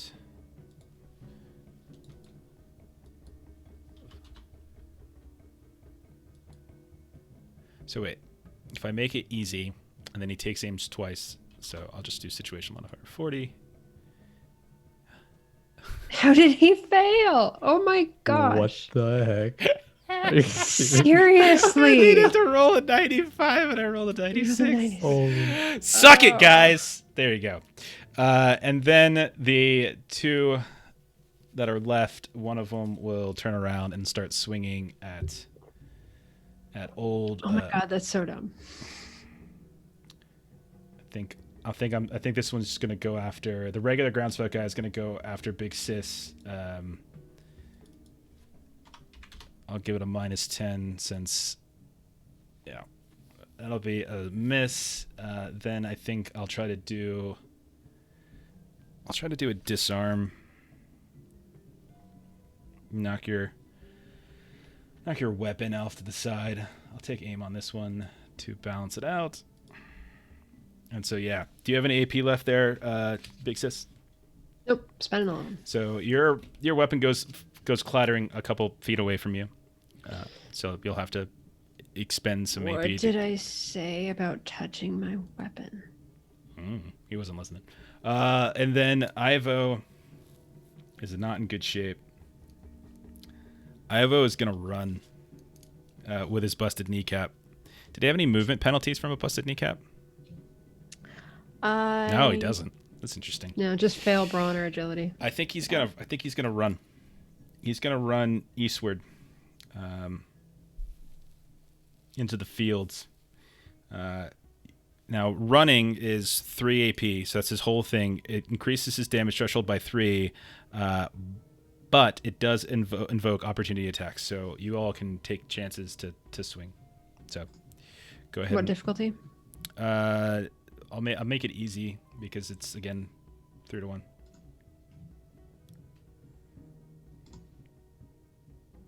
So go ahead. Fail. Success. Success. Only 7 damage though. Okay. And then I guess technically I should make a good old Gregor do it too. He'll also succeed. But because of the +3 damage threshold, you guys aren't able to get through. And so Ivo runs a dead-on sprint and disappears into the fields. And you're left with one groundsfolk who's like, Ivo, what are you doing? Because he just got left. Don't leave me. Okay, so effectively you have this one guy surrounded. What do you want to do? Do you want to kill him? Do you want to subdue him? What are you looking to do? You guys outnumber him 3 to 1. You're all going to get a turn before he gets to go. So, and Finish him off. Move things along. Finish him off. Okay. So he's like, mercy, mercy, mercy. Big Sis is gonna go pick up her weapon and just like cut his head off. Okay, you can take 3 points of corruption as he's begging for his life, and you just lop it right off. His head goes dropping to the ground, and then you see Gregor come up, pick it up, and just chuck the head out of anger. And we'll go ahead and drop out of initiative at that point. So let's take a moment to go over to Mordio really quick. Mordio, when you start heading eastward, eventually you come to another one of those gates. This one also seems to be locked or latched. It looks like this is the type of gate, just like the other one, that should have some kind of padlock on it, but doesn't. And so you're able to kind of unhinge it. And as you start walking up what look to be some cut steps into the stone, you go up almost like a whole flight and a half full of stairs, up one, and then you turn and kind of go up a second, and you emerge out onto the island proper. And you step out of what looks to be a cave built into the ground. There's a little bit of an overhang of rock that protects you at first, but then you step out and you realize that you are on the island itself. When you try to get your bearings, you look around and you can see far to the southeast and to the southwest. You can see the lights and the two towers on the east and west sides of the island. You are on the northern edge. You're not entirely sure where, but you notice a lot of trees over here, and so you would imagine you're somewhere near the orchards. Okay. Look around. Maybe go nearest building. You don't see any immediately nearby buildings. So you can, just to the north of you, maybe 50 yards, is a cliff going back down into the ocean. If you head south, there's some hills, some gentle hills that you can pass over. What would you like to do? I'll try to walk more towards the middle of the island, so I hit like a path maybe. Okay. So you continue traveling and sort of using the two lights on either side of the island, the two big towers, the beacon towers, to sort of triangulate a bit. And eventually you crest over a hill, and you can see the windmill in the distance with the light from the stars and the moon. It's super late in the morning. It's probably, by this point, nearing dawn. In fact, 4 o'clock in the morning, maybe, who knows? But eventually you do make it to a path. You go past the place where you picked up the rotted milk earlier in the day.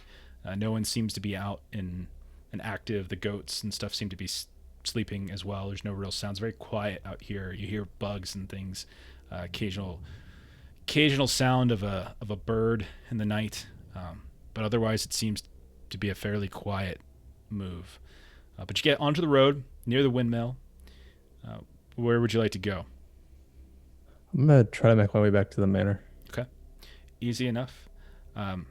Another 15-20 minute walk. You pass by the church, and you go up the gate, or up the ramp to the front gate of the manor.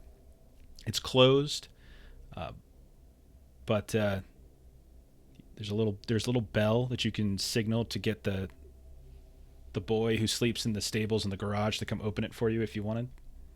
Would we have seen him as he passed? No? Okay. No, you're nowhere close. I'll see if I can climb over instead of waking anyone up. Okay. So go ahead and roll an athletics test to climb over. Success. Okay. Climb over, no issue. Drop down. You no longer hear the sounds of firing of shots. You don't see lights coming from behind. The door to the guest house seems to be closed. So you presume that Rufflebar and Ray have returned. You go up to the front door, passing by the fountain to the front door of the manor itself. It's open. You can step inside if you want. Yeah, I'll just make my way back in, clean Okay. up, and I'll just rest on it. Okay. So you make back, and there's the sounds of someone's up in the kitchen, but it's probably not. That's probably not strange. It's like it's very nearing dawn at this point. As you were entering the manor area, you can almost see off to the east the slight signs of the sun coming up on the horizon. But you do your best to take advantage of that big basin in your suite to wash off. Then you lie down and you go to sleep. Florence and Big Sis, you're with Gregor. And Gregor looks a little bit beaten up, and he says, They found me, but I got away. I ran into fields. I hid. And you look at him, he's a really big dude. I'm spry. I'm snaky. couldn't find him. And he walks over to the head that's on the ground and kicks it one more. That's what you get, mate. Okay, we're going. Did you find? Wait, where's the rest of them? You said you were going back for somebody. We got locked in the ward, and she wasn't there, so we jumped out of the building. There ain't no boat in that dock storage. What do we do? There's an orderly at the end of the dock as well. I ain't facing one of them. No, I've seen what they can do. No, you too, especially this one. Points over at Pixis. Way, very capable, but I'm not going up against one of them. That's just suicide. And I am feeling wounded. I'm not doing well either. What do we do then? Go to the hospital and get you patched up? We got. Definitely not. What are we doing? They were talking about there's going to be something at the church today, a service that we're supposed to be a part of. We definitely do not want to be a part of that. I ain't a religious man. I don't care. Maybe, if they're all there, we can find the boat, and the three of us, we get out, right? I think we should try and hide out. Did you say you had a hiding spot? Could we all go there? I was in the fields. It's dark. They couldn't see me. There's vegetation. I mean, they work in the fields. We don't want to hide there at night. When the sun comes up, they'll find us. We've got to find somewhere else. I don't know where. Are there any caves? I mean, it's probably. I don't know 'em. This is the longest amount of time I've ever spent here. Hey, Justin. Don't worry, Justin. He's not talking about you. He's talking about the rest of us. Not much. Poor Justin. Look at his face. I like how we've gotten so much hey, you should really get off this island. Hey, this is really scary. Two of the party are like, I'm asleep. Bullshit Team Justin Beard. Oh my gosh. The little kitty is sleeping. Okay, so you're gonna go try to find a hiding place. Is there anywhere in particular you want to take a look? You know that to the east is the grounds folks. You know that there's the orchards to the northeast. You know the fields are in the center. You know the hospitals kind of to the west. You know the manors to the northwest. You know that the church is down the ramp down the hill from the manor. You only know one ramp down to the shore, and that is being watched by an orderly. What is over here? If you're looking at the map. I'm not. I'll take a look. Let me switch it over for them too, so they can see it. Where are you pinging? There. You haven't been there. Let's head there. Okay. So I want the three of you to go ahead. Okay, he's got the longest beard. I don't know if he's got the best beard. Something like that. All right, so Gregor's too big. Look how big Gregor is. I wasn't doing that to make fun of his size, but there we go. Let's bring him down a little bit. Oh, now he's too small. Look how tiny he is. Ah, what are we rolling? Let's roll some stealth as you're trying to keep out of sight. Standard. So, standard, because it's hidden skill test. 58. Okay. Oh my God, we're on combat, so I gotta get rid of all of these things because we are down to 2 misfortune. 16 pass. Well, Okay. It's a hidden, but probably good. Hopefully pass. All right, and I'll just roll a quick D100 for old Gregor. Gregor's farting the whole way. Oh, sorry, I had beans. Sorry, mates. Madams, what's the female version of mate? I don't know. Okay, so you head through the fields northwardly, and you find a couple of hills on the northern side of the fields. Before we get too far, they had a torch, right? Yeah. Melissa, do I do Ashley. it? I have no idea what it is, but sure. She wants to light the fields on fire. So whatever. I do, yeah. So I want us to not travel exactly like through the fields, but maybe behind them and start lighting the fields on fire as we go. Okay. Burn it to the ground. That might change the awareness test to find your stealths, but Like we're stealthing and setting it on fire as we they're go. never gonna know we were here. Never gonna know it was us. Not us. Okay. So we'll say you get across the stream.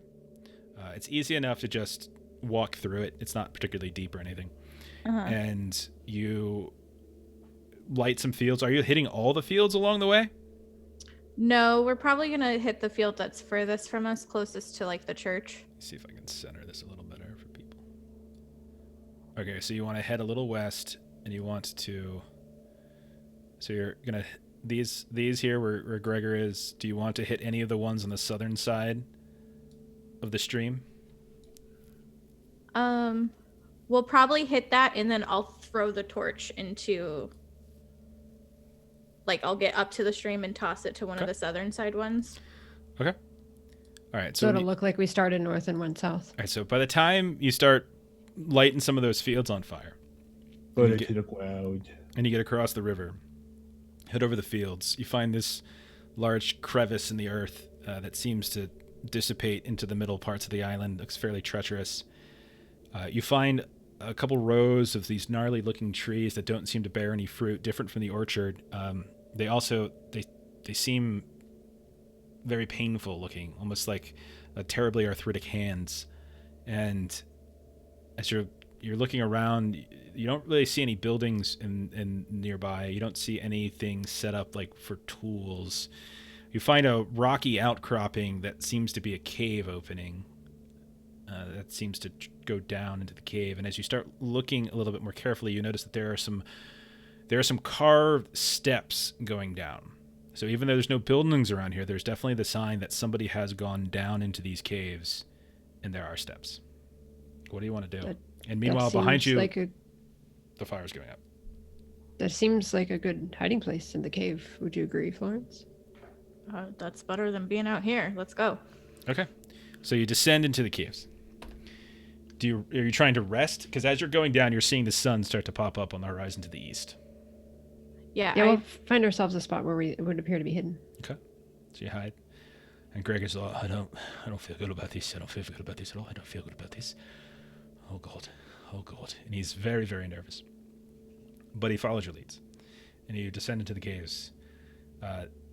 Eventually, after a flight or two of stairs, it's just open rock. As you travel down a path, you notice a gate. You can hide in some of these little small alcoves, or you can try to push past the gate and go deeper. It's up to you. I think we'll hang out by an alcove. Okay. And I'm going to try to do some healing if I can. Okay, go right ahead. Do you have bandages? Yes, I have 3. Okay, so are you doing it on yourself? How bad are you, Ashley? Grievously. All right, I'll start with Ashley. You're going to take your time? Yeah. All right. So if you're going to take your time, we'll treat it as standard. All right, standard heal. Let's hope you roll better than I do when healing. We're going to find out. Nope. Okay. I don't. Unfortunately, her wounds just seem too grievous. On yourself, but you do expend a bandage, and it just soaks through with blood from the cuts. Yep. Yeah, like the one I had on the back of my head. Oh, jeez. Oh, no. Your wounds are now infected. Shit. And what does that mean again? You can look it up while I switch over and start describing what's happening to other people. It's not good. It's not good, boss. You have to roll. You need leeches to clear the infection, and if I recall correctly, when you're infected, you can't move back up the damage track until the infection is cleared, I believe. But you can double check. Morning comes. Holy roller.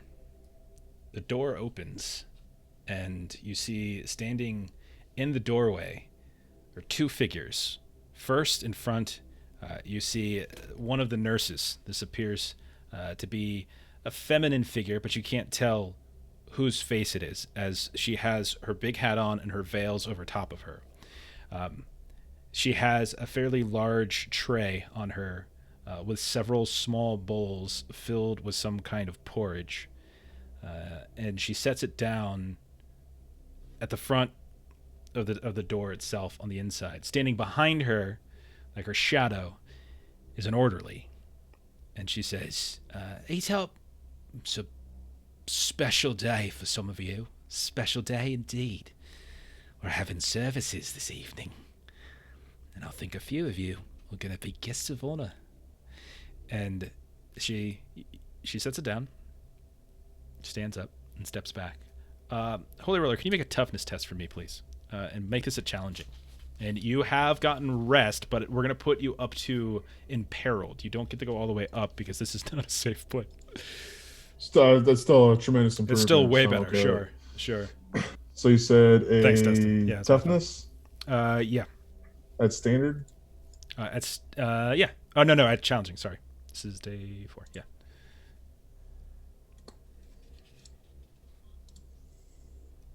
Okay. Ooh.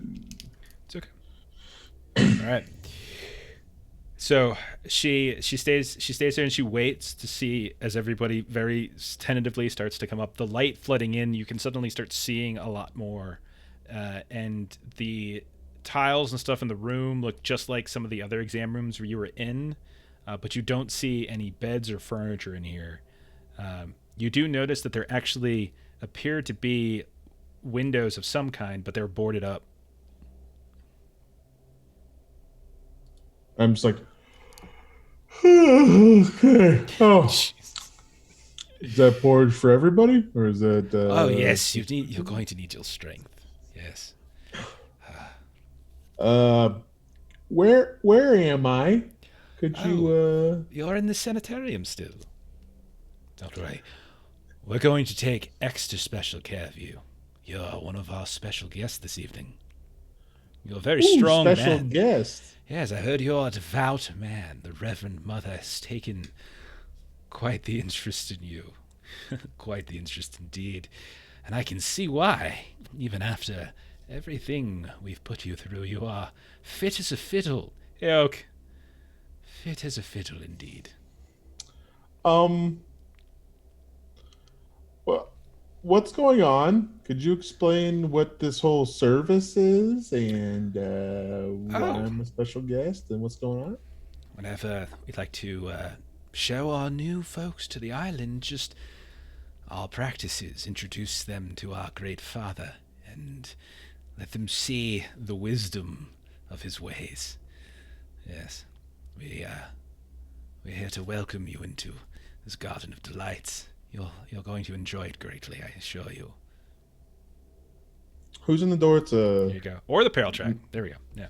Nurse and orderly. Is that what it was? Nurse and orderly. Thanks, Dustin. All right, so I'm not gonna try and fight an orderly again.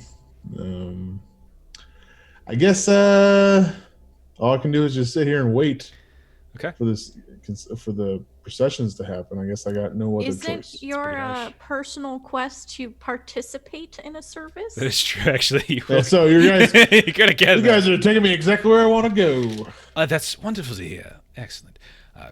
And so what they do is she stays, and then I think you need leeches for bloodletting, if I recall. So then the orderly steps past her, and she says, "Why don't we give our guests some lights for the morning?" And he starts pulling off these barricades, but the windows are still barred. But you're getting fresh air. Suddenly it starts sweeping in. Light is coming in from the west. You look out the window and you can see that you are on the western side, of the hospital.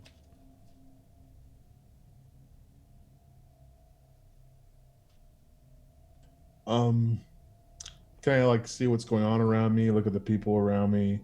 Some of them are in terrible shape. A few, Dwally and Wilford, both look really decently. Like the three of you seem to be the most healthy. The rest look terrible. You can see welts and wounds, pimples and lesions. Am I doing okay? Do I check you my look body? fine. You, Dwally, and Wilfred look fine. You look quite healthy. What's Ashley's friend? What's her name again? Ashley's friend is Daisies. Daisy. Is Daisy in there? Daisy is not in here.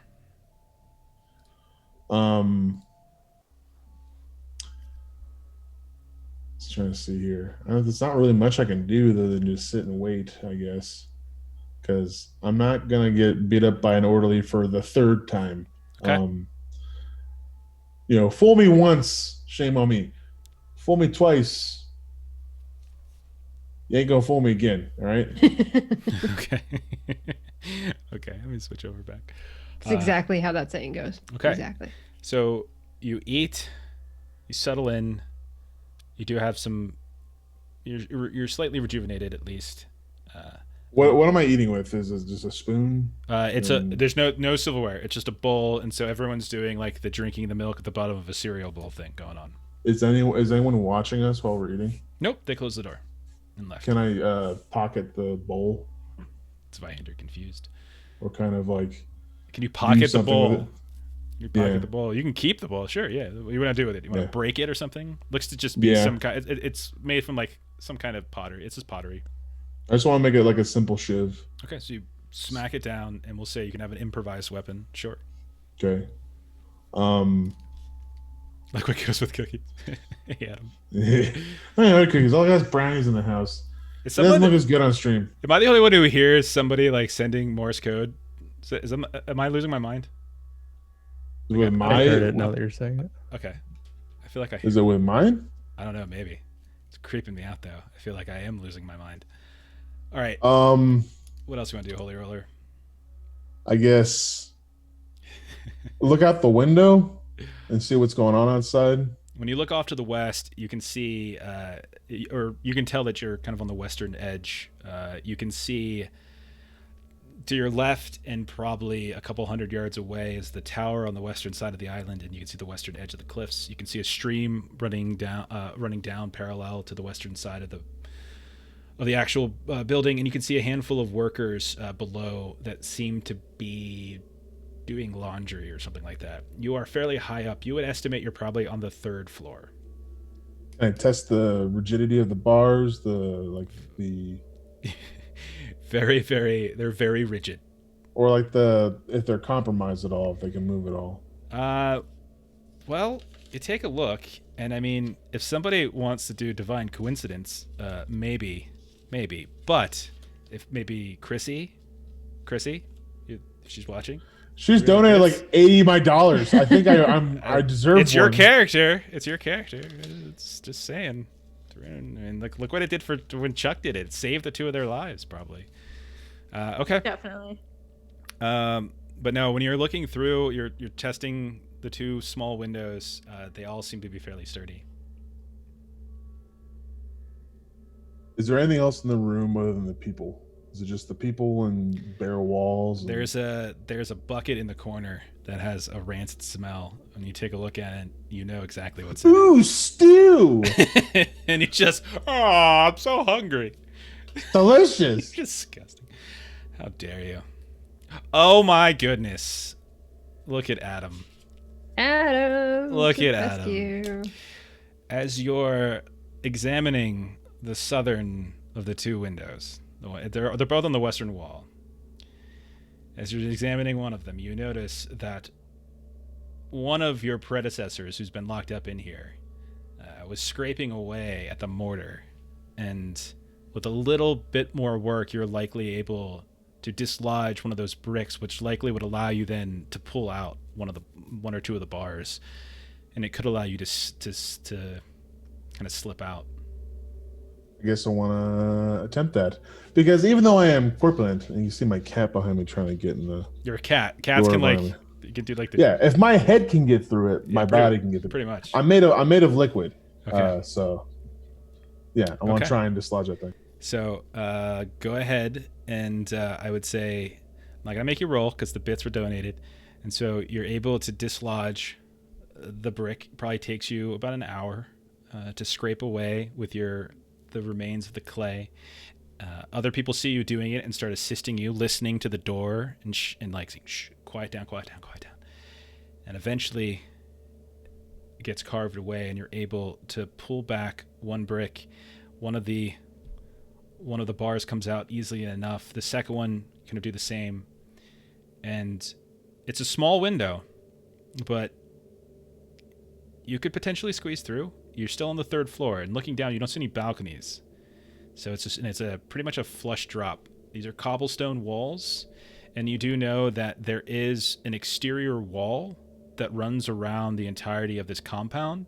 When you look down, you can see it's almost perfect. It's like maybe 10 feet from the back of from the side of the building.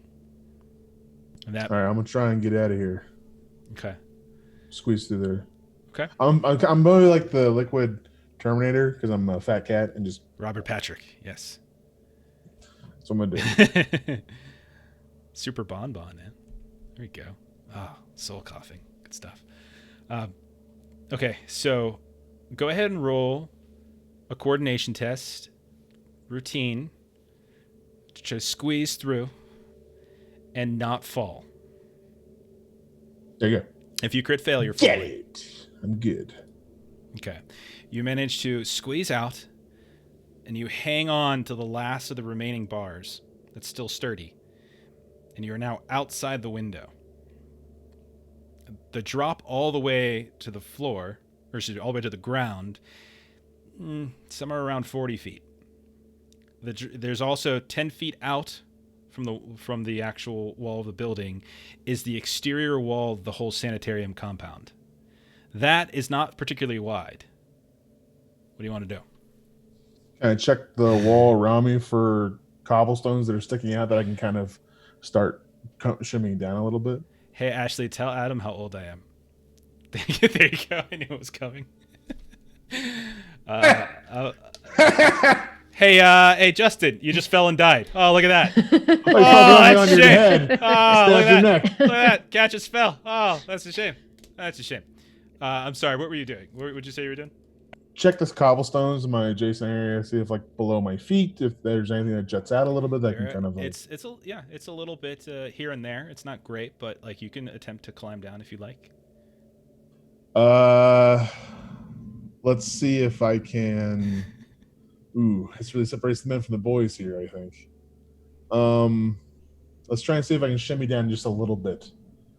Carefully try and find another footing somewhere, another grip somewhere below me. Okay. Roll one more coordination test for me to try to keep your balance. This is less about strength and more about like kind of keeping your balance as you're going from... Luckily, I'm a high-flying luchador, so... Okay. So I'm going to make this one as you're scaling down. Okay, this is going to be hard. Oh boy, here we go. If only you had fortune points to help you. It's a shame. So you said it's coordination, right? Coordination. I'm going to make it hard because this is very difficult. That's a fail. Ooh. It's a fail. I'm going to use a thing. We don't have any things. I'm sorry. They've already used them all. There's just... Use them all? 2 misfortune points up there, young man. 2 misfortune points. That's... For me. My wife already spent $30 on this game, so, you know, I don't know if she's got anything left. Okay. So, where are you at in the damage threshold? Or damage track, excuse me. I'm at lightly wounded. Okay. So, you're going to, as you're moving down, we'll say you get about maybe one flight down when your foot gives way. And you reach out and scramble as best you can, and you just slide, slamming against the wall until you hit the ground. You're going to take 7 points of damage. Is that enough to exceed a damage threshold step? This is damage, not peril. You're literally falling. It would just be 1, yeah. Okay. 1 damage. So go ahead. And if it hits it, it's got to exceed. It's got to exceed. So mine's at 7, so it'd have to be 8. So You're good. then I'm fine. So you land. It So hurts. I just land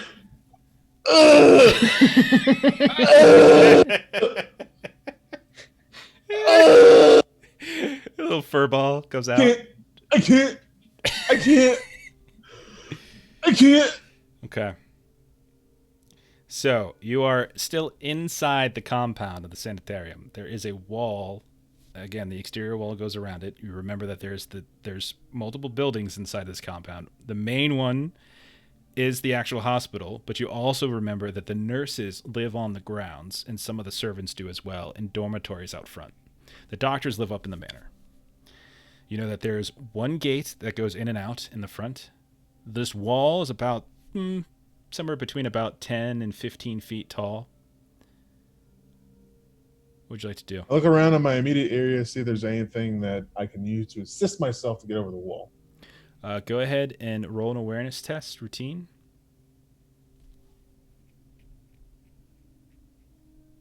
I remember as I'm looking around, I'm still just like, Oh, I remember. all right. You are in the back. It doesn't look like people come back here very often, but you do see some sort of discarded crates and things like that maybe somebody forgot about. I like to think that there was also like a hay bale, like maybe a foot from me that I didn't see. You totally missed it. Yeah. But yeah, you could probably stack some of these. Yeah, so stack these boxes up, see if I can get over this. Roll an athletics check at easy to climb over. This is more about strength now. Athletics. Okay. Oh boy! You managed to get over, but like it's a little bit. You need to work on your upper body strength. You know, too many leg days for you. A lot of squats. I get a lot of squats, and it's all about the hammies. Take 2 points of physical peril. God, I hate when I roll the 1. Ugh. Okay, but you get to the other side. Get to the other side. Feel like you're having a heart attack, and you are outside of the grounds. You went outside of the grounds, and you're on the western edge. You can see off in the distance, to your right, kind of northwesternly, over by the streams, there's a variety of clotheslines that have been set up. All sorts of greenish sheets have been hung from these clotheslines, and you can see several, maybe about 4 or 5 different servants over there that are working. Are servants like... They're not like orderlies or not nurses. Orderlies. No. Can I go walk up and try and sneak a pair of clothes so I can kind of disguise myself in? You're wearing patient clothing, or are you wearing your own clothing? I think I was just stripped of everything. I think you. Okay, yeah. So if you want to go up, but when you go up there, you can see that they don't actually have anything but the kind of patient clothes and smocks and sheets for the things. Is there anything like a hood that goes with those clothing that can go over my head so I can kind of like conceal myself? You can grab a sheet. You can grab a sheet and do that. Sure. It's like pillowcase. Yeah, let's put a bag on my head. Oh jeez. I've been saying you should do that since we started the podcast. But it's been a mostly radio. Yeah, I know. It's an audio only. You have a face for radio. All right, so I want to go and get that stuff so I can kind of like disguise myself. Okay, roll a stealth test. Standard. We'll see if they notice you. Justin escapes from prison, immediately goes to people. Steals. Recidivism rates are so high on the Ailing Island. Come on, like, oh, that was tough. So anyways, as you reach to grab it, one of the servant women comes over and says, "What do you think you're doing? Get away from there! It's not even dry!" And she just starts hitting you, and like runs you off. And so you do not, unfortunately, have a hood. But they didn't do anything else other than just run you off. Okay, can I start moving? It's bright out. So it's bright out. I don't want to head to the front. Wait. So I'm looking at the wrong spot on the map. Okay. So I'm pretty much like right here, right? So you're pinging you to show everybody else kind of where he's at. You are right around. You kind of hopped over around here, just to the west of. Don't let these people make you decide to do anything. They're not actually there, and you have no idea where they're at. I want to try and get out of here. There's an ocean to straight ahead to the west. You can go hop off the cliff and start swimming. Seems like a good idea. There are worse ideas. Can I try and... I don't want to head to the front because I'm sure that there's something going on here. Can I just kind of like head west around those rocks towards the south to kind of cover myself with those trees? Sure. I guess. So you disappear away as best you can from the hospital, hoping no one sees you of importance. And we're going to cut over to Mordio. Mordio, you wake late because you didn't really get back to your room until almost dawn. And eventually you hear a soft, somewhat polite rap on the door, and you hear the voice of one of the servant folks who works for Ingman. Mr. Ulrich, Dr. Ingman would like you. Are you coming to breakfast? Yes, I'll be up right away. Okay. And I'm gonna say you didn't get a full 6 hours, so you're not gonna be able to move your apparel because it's only been about 3 hours. You didn't get a tight 8 like I did. That's really. But you get dressed and put on your finest. Do you bring any weapons or anything? That would be odd. Nah, just my usual clothing. You move out, and you are escorted by the servant to the back patio area where a fairly nice looking spread of food has been set up on two of the small tables in the back. Dr. Ingman is back there. You see a few nurses and a few doctors leaving. They sort of give you a curt nod as you move past. A couple of them look to be having hangovers here and there. But when you walk up, you see Dr. Ingman is there, looks fairly tired. Roll a scrutinize test for me. You can make it at routine.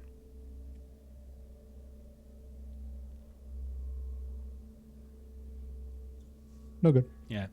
And you sit down, and Mr. Ulrich. Yes, good morning. Good morning. Did you sleep well? Was the room to you satisfactory? Oh, the bed was quite comfortable, but it was out of my environment, sort of, so it was a rough sleep. Yeah. Well, I hope maybe you'll get used to it in living in a little more creature comforts. And you're kind of getting fed some food, have some tea. It's very nice, way better than what you were eating when you were at the hospital. I wanted to have a conversation with you, away from the others. Our talks last night were very enlightening. You seem to be a very learned man. I care not for your original social station, but I appreciate a man who educates himself, and your knowledge of art and history was frankly more than most of the doctors that I have under my employ here. Slumbering Isles. Am I right to assume you are able to read and write at a high level, and you have degrees, etc.? Of course. What I've told you is quite elementary. You don't even skim the surface of what I know. Excellent. I don't know your feelings, but I'm going to be candid here. I'm too old to not be, but I think we are kindred spirits, you and I. You are curious, you care about art, and care not for the socialization of those parties, and just good, strong conversation. I am not long for this world, Mr. Ulrich. I am a very old man. My appearance here has been, pardon the pun, doctored to make my age less noticeable to the naked eye. And I see. every day I feel myself growing closer to death, and when a man such as myself, who has accomplished so many great deeds of his long life, nears this end, well, we start thinking about legacy.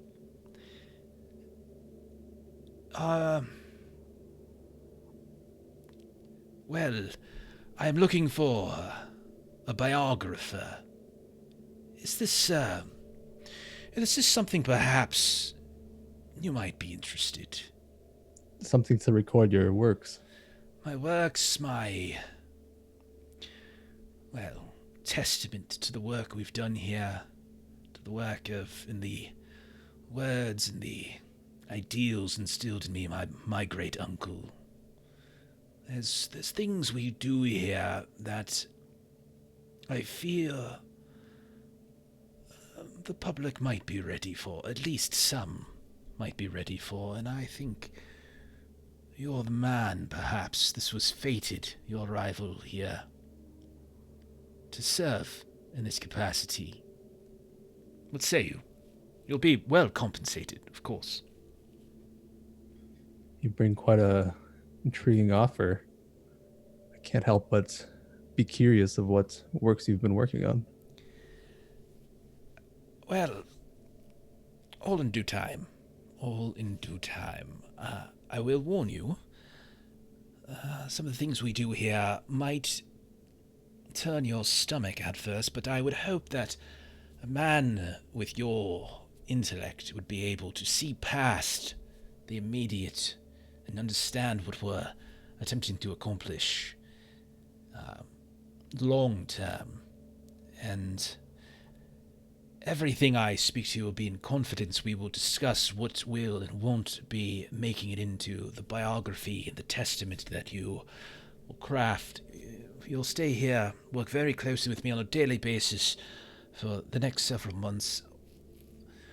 My subordinates, while they fight over who will take over the administration of the Isle, they are not necessarily my favorite choices, but they will have to do. You and I will talk about the grander plan. You'll stay here, you'll be well cared for, and when the time has come, you'll return to the mainland with manuscript in hand. I will put you in contact with printers and pamphleters who can help you distribute to a population that would be interested in what we are doing here. That sounds great. I can't wait. Excellent. Get your word up. I will run up a contract, and we will shake on it for now, as gentlemen do. And he'll reach out this kind of frail old hand. When you look at it, the hand is way kind of wrinklier and like liver spots and such. You see some wounds, lesions, in ways that his face isn't. And as you lean over to shake, you can see that he's got like makeup on his face. Okay. Yeah, I'll shake this then. Okay. And are you earnest in this?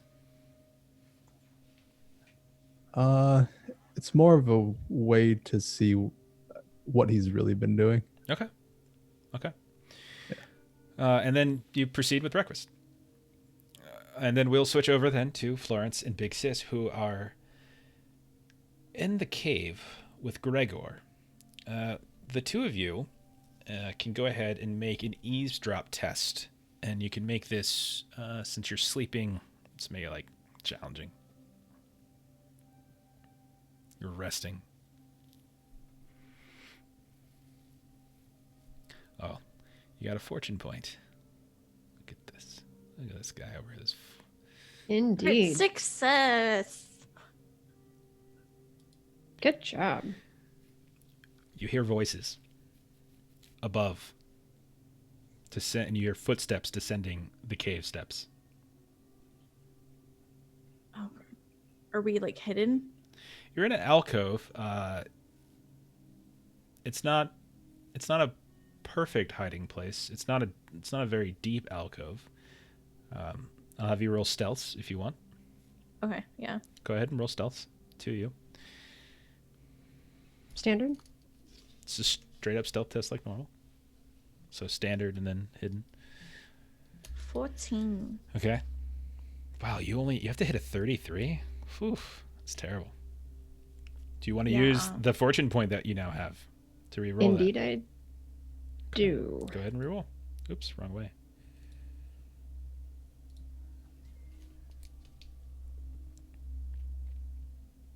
Let's make good use of it. Or not. Oh no. Keep doing that tonight. We keep. I'm in my own little alcove. Nowhere near where I Right. am. So as let's real quick D-Hundy here. Oh, that's not good.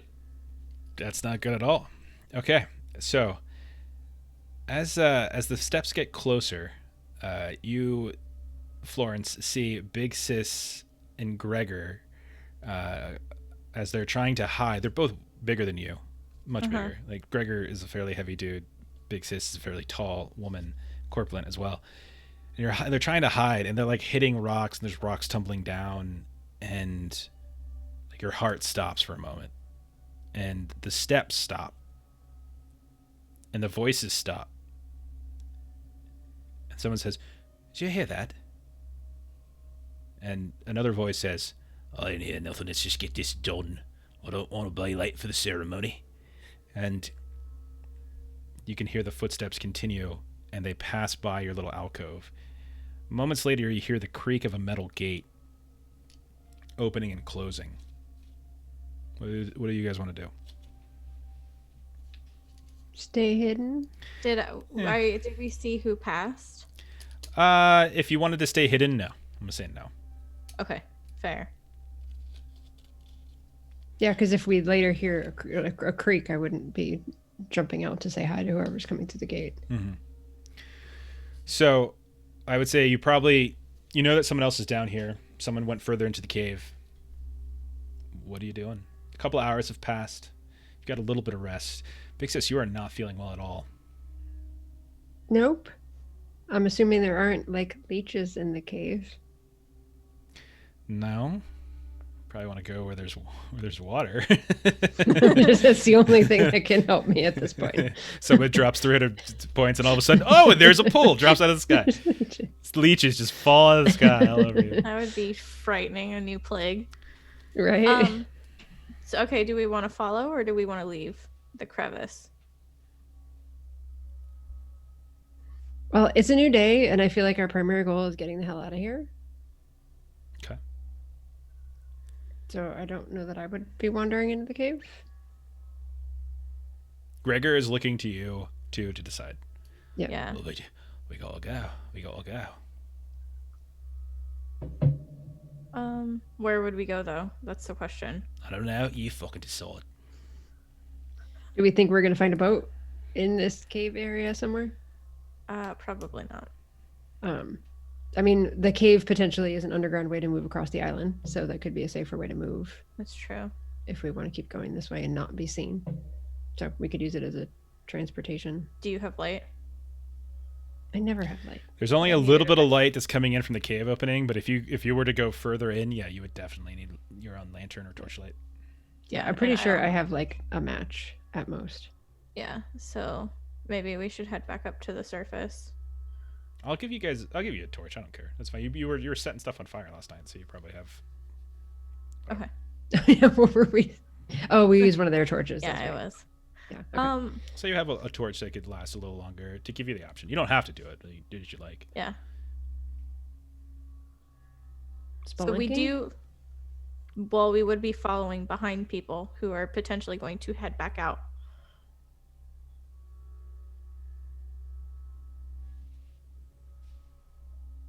Where's Melissa? Down the hall from me. No, I was trying to find her image. We're both I think- previously wounded. Uh-huh. Yeah, I would say going through the cave is the best way to stay out of sight and move around. Following the behind those people. Okay. I'm in Okay. for it if you are. No one will Alright. ever find our bodies. If you could change your fate, I definitely would. But I You can guess- change your fate. We did it, Fred. You can change your fate. Okay. You move in. Do you want me to roll over those stealth rolls, or do you want to roll some new ones? Tough choice. I like mine. Okay. All right. You start heading further in, and you hear Gregor just mumbling and whispering about it. And not really a freaking boat anywhere near. What the hell's going on? Of course, what have you gotten yourself into, Gregor? What have you gotten yourself into? Oh, you're going to die. I don't like enclosed spaces. But wait, I serve on a boat. That doesn't make any sense. I'm a contradiction. Sorry.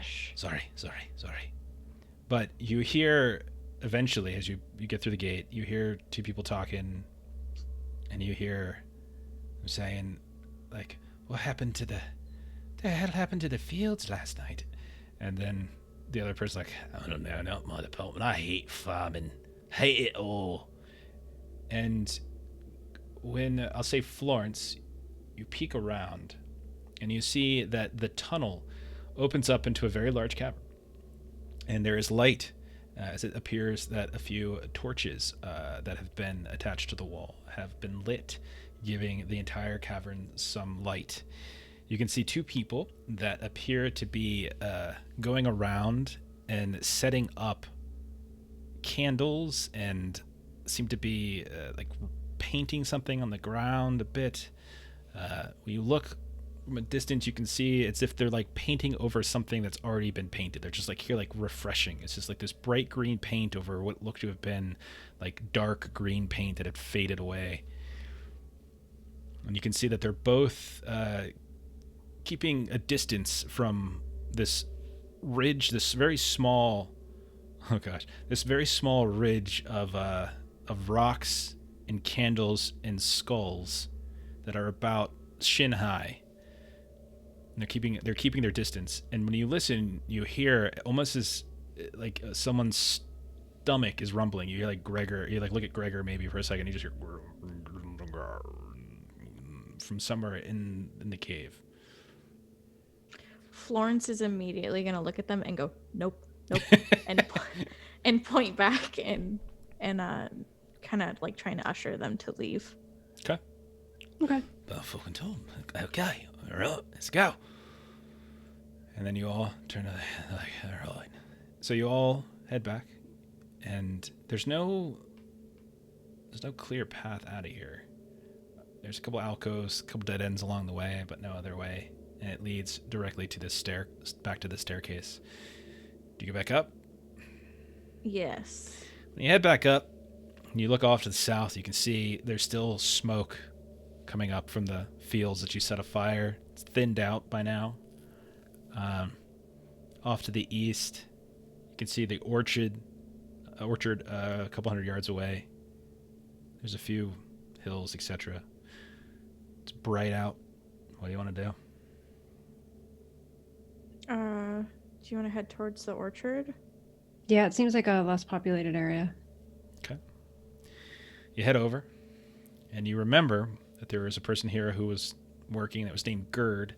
Very weird. And that there were other workers as well that were like packing stuff up. And there was a small hut. And you get within relative distance, and you can see that that same person, Gerd, is out front. And you can see that they are filling a couple buckets filled with fruit stuffs or something from a distance. I haven't seen you yet. Got their back to you as they work. What do you want to do?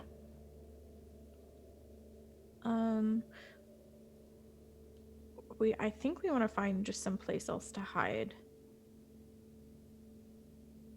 Yeah, I mean, any kind of cover behind trees or anything that we can do.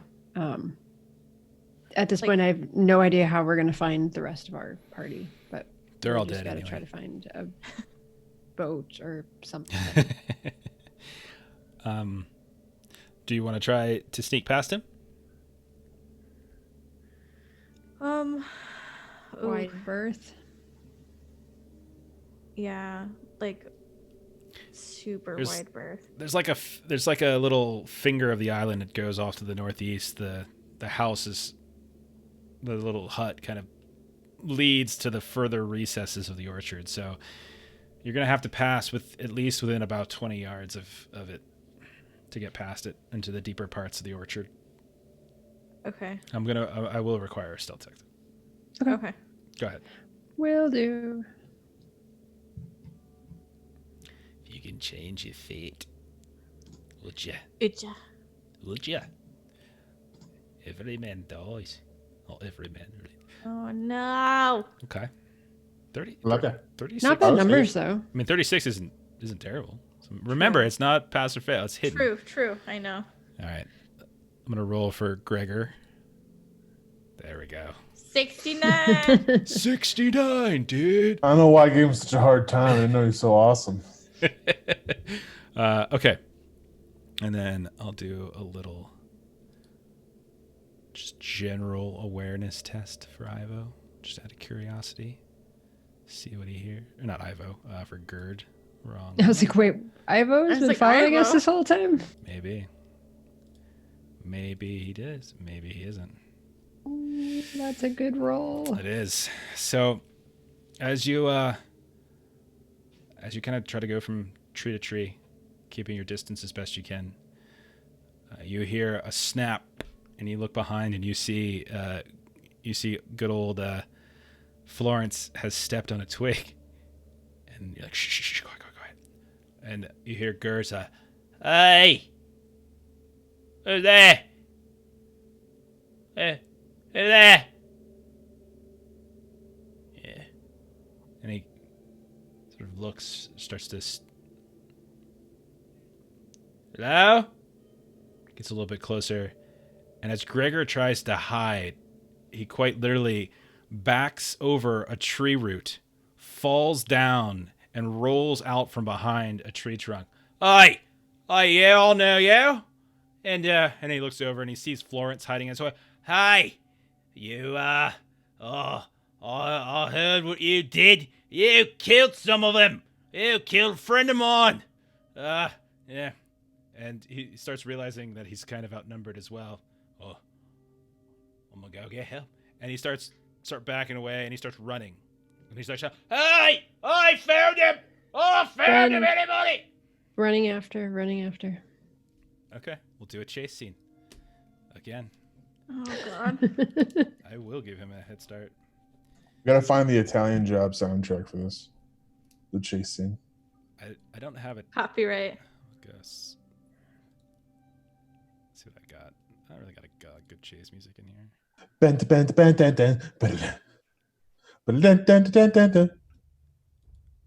Okay, so give him 3.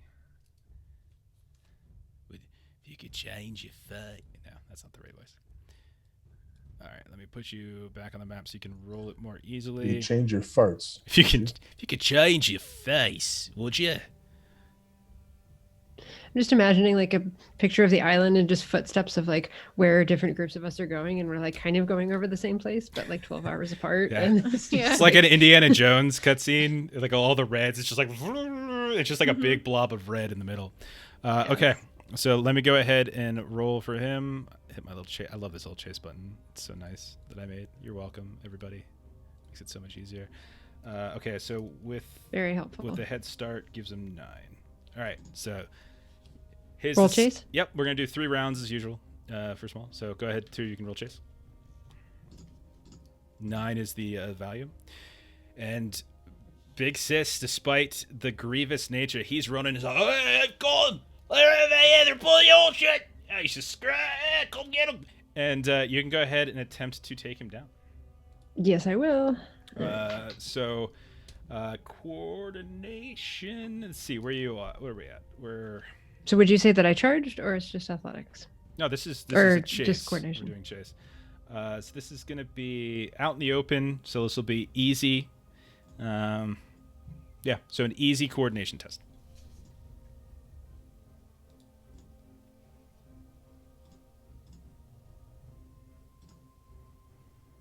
Nope. It's unfortunately a fail. And so then, Florence, why don't you go ahead and roll a d6? Okay, it's a little complication die. We'll go through this pretty fast. And then we'll go ahead and do another round. This time he doesn't have his head start. You see him start cresting a hill, and you realize he's getting fairly close. If he gets over that hill, he's going to be able to be seen from the goat farm in the hills, or in the fields to the south. And if there's anybody there, they can probably see him. And if you don't get him before he completely comes over that hill, they're going to be able to see him, if not hear him. So he rolled a 9 again. This time he actually got a 9, no head start. So we're just rolling chase again? Mhm. Oh.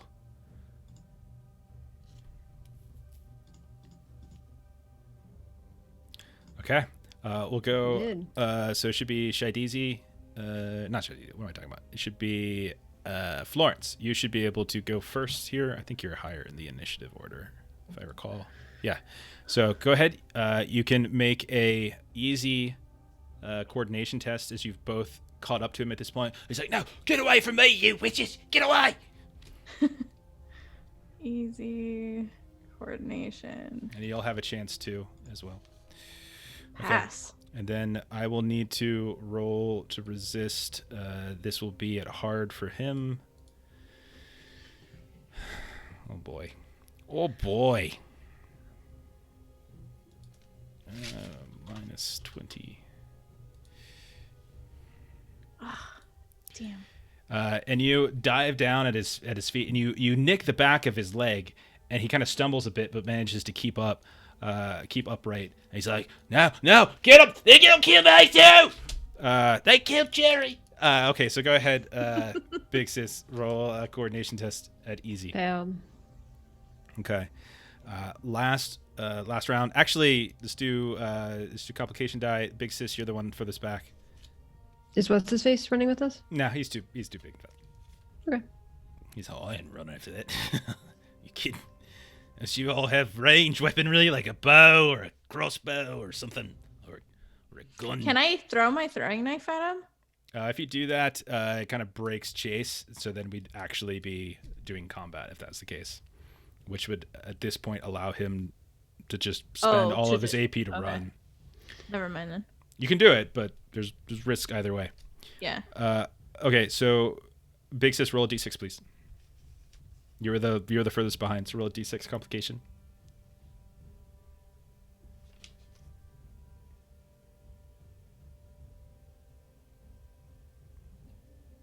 Big Sis, can you roll a d6, please? Am I muted? Is it just lagging? Roll. All right, I rolled it. There you go. It's a 2. Okay, you're fine.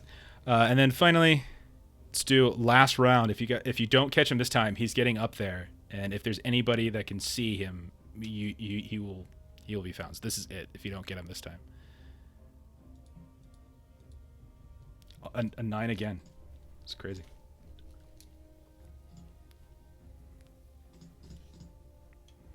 Okay, so Florence, because you're higher in the initiative, you get to go again. So you get to go first. As you see him, just his head is like kind of coming up right behind that hill, and if you don't catch him now, this is it. He's gonna get over top. So Okay. roll a coordination. Still at easy. Yeah, it's fine. That's a crit success, and so Yay! you manage to hop on top of his back, and not only does his legs crumble and he falls to the ground, but you manage to get an arm around his mouth and muffle him screaming. He's just to bite down on your wrist a little bit, but you get him down there at this point, and he's down on the ground. What do you want to do? I want to slice his throat. Okay. I'm going to say it'll happen. You roll a crit success. Jeez. So you take him down, and with your quickly grab a thorn, there's like, "No, hey, you go," and just blood starts splurting out. It's like a hose all over the ground in front of you. And you take a moment, you take a beat to listen to see if anyone's calling back. Maybe you crawl up to the top of the hill and you look down at the goat farm, and you can see that not only are the goats active, but there's 3 people down there. And one is the weird woman that you talked to yesterday, but there's others as well. And if had he crested over, yeah, they're 30 yards away or so, they definitely would have heard him. They definitely would have seen him, and they probably would have come and chased. But yeah, he's on the ground, bleeding out, dead. Okay. All right. We should take his body somewhere else. What do you want to do with it? There's high cliffs on this island as well. Honestly, probably just like shove him off the cliff edge. Okay. So as the two of you are getting up, you see Gregor coming up. Oh God, your face! Oh jeez. Never mind. Did you We get got him? him. You got him? Just help us. Good Yeah. job, team. Good job.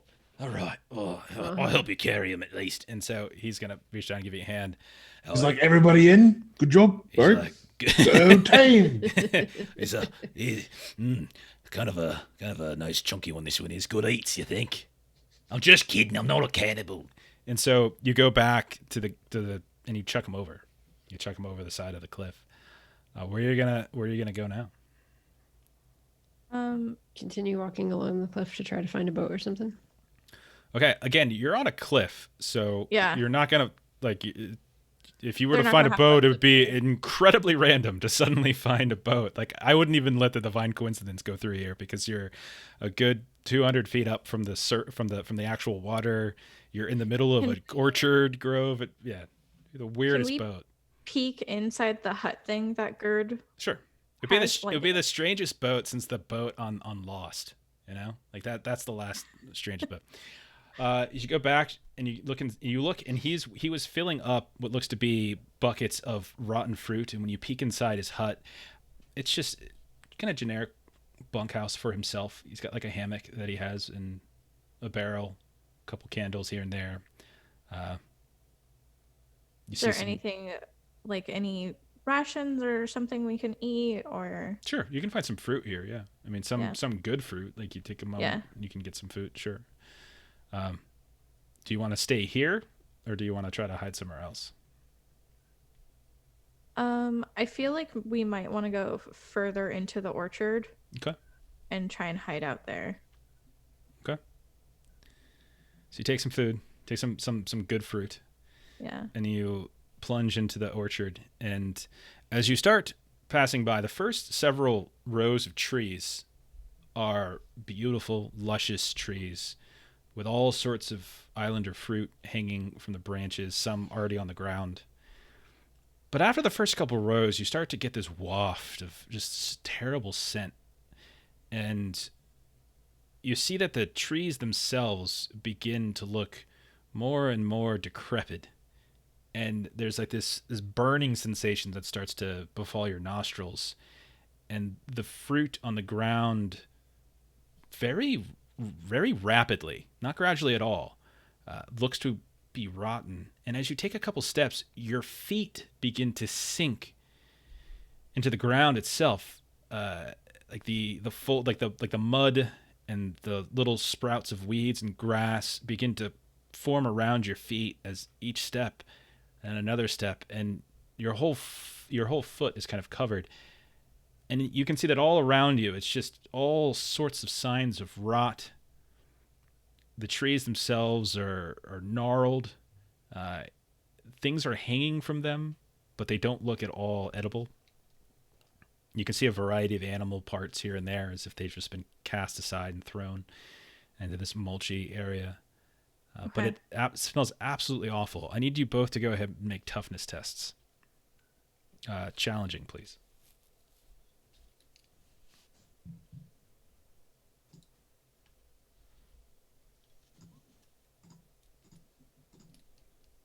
Okay. Wow. And you both manage to get through it. Maybe get a cloth, cover your faces. Do you hide here? I think we want to kind of stay maybe not inside the gross area, but nearby towards near the cliff edge. Okay. Because we're kind of wanting to wait until we can notice when the services start and people start clearing out and maybe head towards the docks. Sure.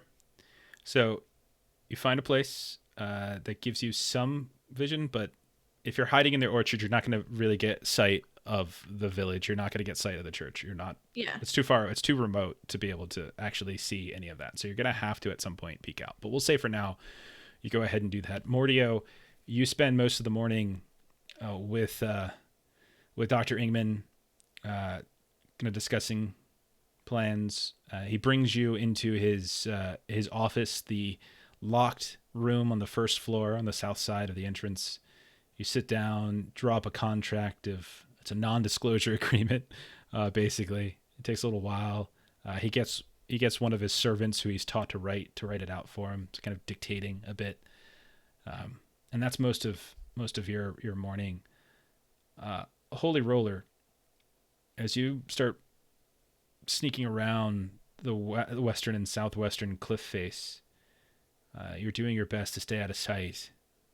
You notice that as you come along the southwestern part of the cliff, there's all these little rocks, and there's like a dead old grove of trees. None of them seem to be producing fruit or leaves. They're all just dried and empty and dead. The ground itself is like hard and caked. But you find a ramp that seems to be going down somewhat treacherously down to the beach below. And when you look down there, you can see that there's a good run of about 400, maybe 500 yards from this ramp before it actually reaches the docks way off to the east, which you can see vaguely from here. You can't tell if there's certainly no ships down there. You think you might see somebody standing on the docks, but you can't. It's hard to make out from this distance. Do you want to stay up here? Do you want to go down? What do you want to do? I want to go down into the beach. Yeah, I saw that on the map. I'd like to try and explore the shore. So you climb down. It takes a little time. You don't have to climb, but you just have to move kind of treacherously. It's a fairly narrow path, kind of a switchback in a way, and you make it down to the sand, and you can see that this doesn't seem to be a well-traveled area. You're not really even sure how this path was kind of formed. You look off to the west, and like the sand itself gives way to rock and then to cliff face, and there's just like nothing going westward. And you can follow the beach a little bit to the east, there's like a little inlet as well, and then you can eventually, you would probably guess in maybe 45 minutes, get all the way around as you do the circuitous move on the beach, maybe get over to that bridge, maybe half an hour, 45-minute walk to get over to the dock. What are you looking to do? I want to move slowly. I want to try and make my way to the docks and maybe to the boathouse. So I'm going to try and move along the ridge of this shore. Okay. And make sure along the way I'm not being seen. Okay. So go ahead and roll a stealth test. Just standard? Yeah. So you're moving along this beach that I'm pinging here. It's crit success. Very nice. You managed to get all the way around the inlet itself. This little cove area. It's actually gorgeous to look at. Very crystal blue waters. And when you come around one of the this jetting inlet, and you have a better look at the actual docks themselves, you can see an orderly standing smack in the middle of the dock, standing still, looking inward towards the ramp that leads up to the main gate where you entered a few nights earlier. What you thinking? Well, there's not much way I'll be able to sneak by him. Could I maybe try and distract him with something so I can move up the You absolutely can try to distract him. I don't like messing with them very much anymore. They beat the hell out of me. Okay. Let's see here. I guess I'll try to distract him. See if I can make my way up to the And ramp. what does this distraction look like? Well, I don't have much on me. You've got your wits and your good looks and your charm. Well, I'm not going to be able to distract him with me. If I distract him with me, he'll just come after me. So I'm going to have to do something like maybe throw a rock at the water. Or I want him to turn around. Okay. To get to the side. So I guess I'm going to have to throw a rock in the water so he would turn around. The best thing for me to do, I guess. Roll an athletics test to see how far you can throw a rock. You're going to get relatively close, but you're fairly stealthy. That's a really good stealth roll. Crit success, etc. So athletics at what? Standard's fine. Just kind of curious to see how far you can throw it. Lower is better. All right. Lower is better. So you throw the rock. It lands like maybe 10, 20 feet out. plops in the water. It's this fairly big coral shell. And its head sort of turns slowly, looks at it, at the sound of it, and then turns right back and looks up the ramp. Well, this is obviously a route I cannot take. I mean, what part of the ramp is he on? Is he like at the front He's of it? not on the ramp. He's on the dock. Yeah. He's standing on the dock. He's in the middle of the dock, looking at the beach and looking up the ramp. I just don't think I can get by. I'm going to have to retrace my steps back up. Okay. And try and head back to the house. Okay. So as you retrace your steps back up and keeping a roll of your stealth score, you come around to sort of the cliffs on the, like around where I'm pinging, the cliffs that's overlooking that cove. Am I up top or am I still down? You're on top now. Okay. And you're looking off to the northeast, and you can see that there's smoke coming up, and there's a lot of people that are moving around by the fields and the farm. Someone's really looking in your direction. You're doing your best to hide behind tree stumps and rocks and hills, whatever you can do to lay low, hedgerows, bushes, etc. And so many of the fields seem to have gone through some sort of terrible burning. You're not really sure what happened. They're distracted, so they're not paying attention to you. And you eventually make it over to the dock warehouse area that you found the first night you were here, that had the tree fall through the roof. And when you look inside, it's been cleared out of a lot of its useful. There's no boat in here. And I think we should probably just stop there. It's 9:37. So for us, because we're Pacific. And so to wrap up where everybody is, Jeffrey, it's specific. How many times I got to tell you? Okay. I just understand. God. It doesn't use his brain. It's not Pacifically. It's specifically. Oh, it drives me nuts. Okay. So we'll say, Holy Roller, you are at the dock. We'll keep track. So let's go ahead and put some of your icons around here so we know where everybody's at for next week. We'll put. I'm just glad I got that rest in. I just needed it. Holy Rollers around there. We got Florence and Big Sis are kind of deep in the orchard with Gregor. All right. And then we've got Mordio, who is still over at the actual manor itself. All right. And we'll pick up with that, as services will start sometime later this day. You all are completely spread out. You all don't know where anybody else is at this point. There's no way any of you, with the exception of obviously of Florence and Big Sis, there's no way. If they're right there, I can see them. You can certainly surmise that maybe Mordio is back at the manor. I would say Florence and Big Sis. You probably assume that Mordio is either back at the manor or in a hell of a lot of trouble, because you don't trust any of these people, and he was in the Viper's Den. Holy Roller, who knows where the hell he went to? You have no idea. No idea. You left him, and then he was gone. You imagine nothing good because you were locked. You were locked into the ward, and he was locked out. Yep. Holy Roller, you've seen some of the passengers. Maybe some of them tried to follow less successfully than you did out the window.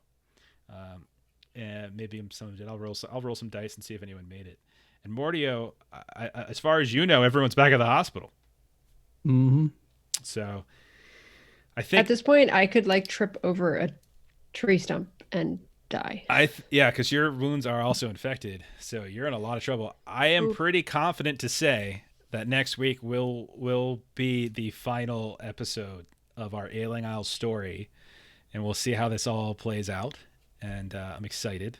And then we'll talk maybe a little bit about what the next story will be for the week after, right? So let's give everybody 100 reward points. I'll roll my corruption. So I did light the fields on fire, and I killed a man. I actually think that killing the guy that you were chasing and who was trying to get you guys in trouble, I'm okay with that. I don't. Okay, cool. I'm not necessarily. I took 3 for the beheading. I think the beheading, the guy literally was asking for mercy, so I'll say that for sure. And then, yeah, I mean that's probably it, to be honest. Okay. I can't think of anything else that really stood out. So I think you're all okay. So roll to 7, so you can all take your order points, take your 100 reward points, and we'll figure out what happens next week. So if anyone's still in the chat channel, thanks for hanging out with us tonight. This was a lot of fun. I'm super interested in where this is going to go. Are you going to give us a peek behind the curtain if we finish? And Yeah, we'll see. We'll see how we finish next week. Like I was saying to Melissa when I was getting my notes ready for today, it's just like sometimes it's hard. You know, I try not to predict anymore. I just try to say this is the track that the other NPCs are trying to take. This is what they're trying to do. Mm-hmm. And whenever you all do something, I just try to make a judgment call on whether what you did would derail that track or slow that track or accelerate that track, or whether it would move forward without any pause. And that's what it is. And so there's stuff clearly going on the island. The setting the fields on fire was fascinating, and we'll see how that plays out. And you just killed Gerd, and you killed a couple other people, but you're in terrible shape yourselves. Yep. All right. So on this channel, so let's just get out of here. Let's do some plugs. Tomorrow night, I think Matt is back to running his one of his Zweihander games on Friday. So that'll be 9 Central, 7 Pacific. Then we are playing on Saturday over on our twitch.tv/the Lollygaggers channel. We are playing our Mutineer Zero Gen Lab game. We're picking up on that. The last thing that happened was a wildfire came, separated the group. One person got caught because he went feral and went crazy outside of a cave that they were taking shelter in. And when they were inside the cave, there was like a swarm of wasps or gnats or something like that. So it's kind of crazy. We'll pick that up. Then on Monday, I started up a new game this past Monday over on twitch.tv/lollygaggers, playing Heart, the City Beneath. Which is a really fun narrative horror dungeon delving game that's very similar and kind of artwork that's inspired by Darkest Dungeon. Melissa plays in it, and Matt Jousm plays in it, and Chuck from the Defenders of Cobalt, and Dan and Joe from Defenders of Cobalt. They're all the players, and so we're having a lot of fun. So come check us out then. That's also 9 p.m. Central, 7 p.m. Pacific. And also our episode 44 of our Call to Ruin podcast will drop on Monday, and you can pick up that. So that's it for us for tonight. So thank you to those of you who hung out. Thank you to those of you so much who donated bits, even though it ruined my best laid plans. It's totally fine. Thank you for the divine intervention, awesome. Chuck. That was you had 2 divine interventions. 2 divine interventions tonight. Chuck saved your asses, and then Adam saved Justin's ass, which was pretty nice. So we'll see you next week, same time, same channel, and have a good night. Night, everybody. Bye. Good night, guys.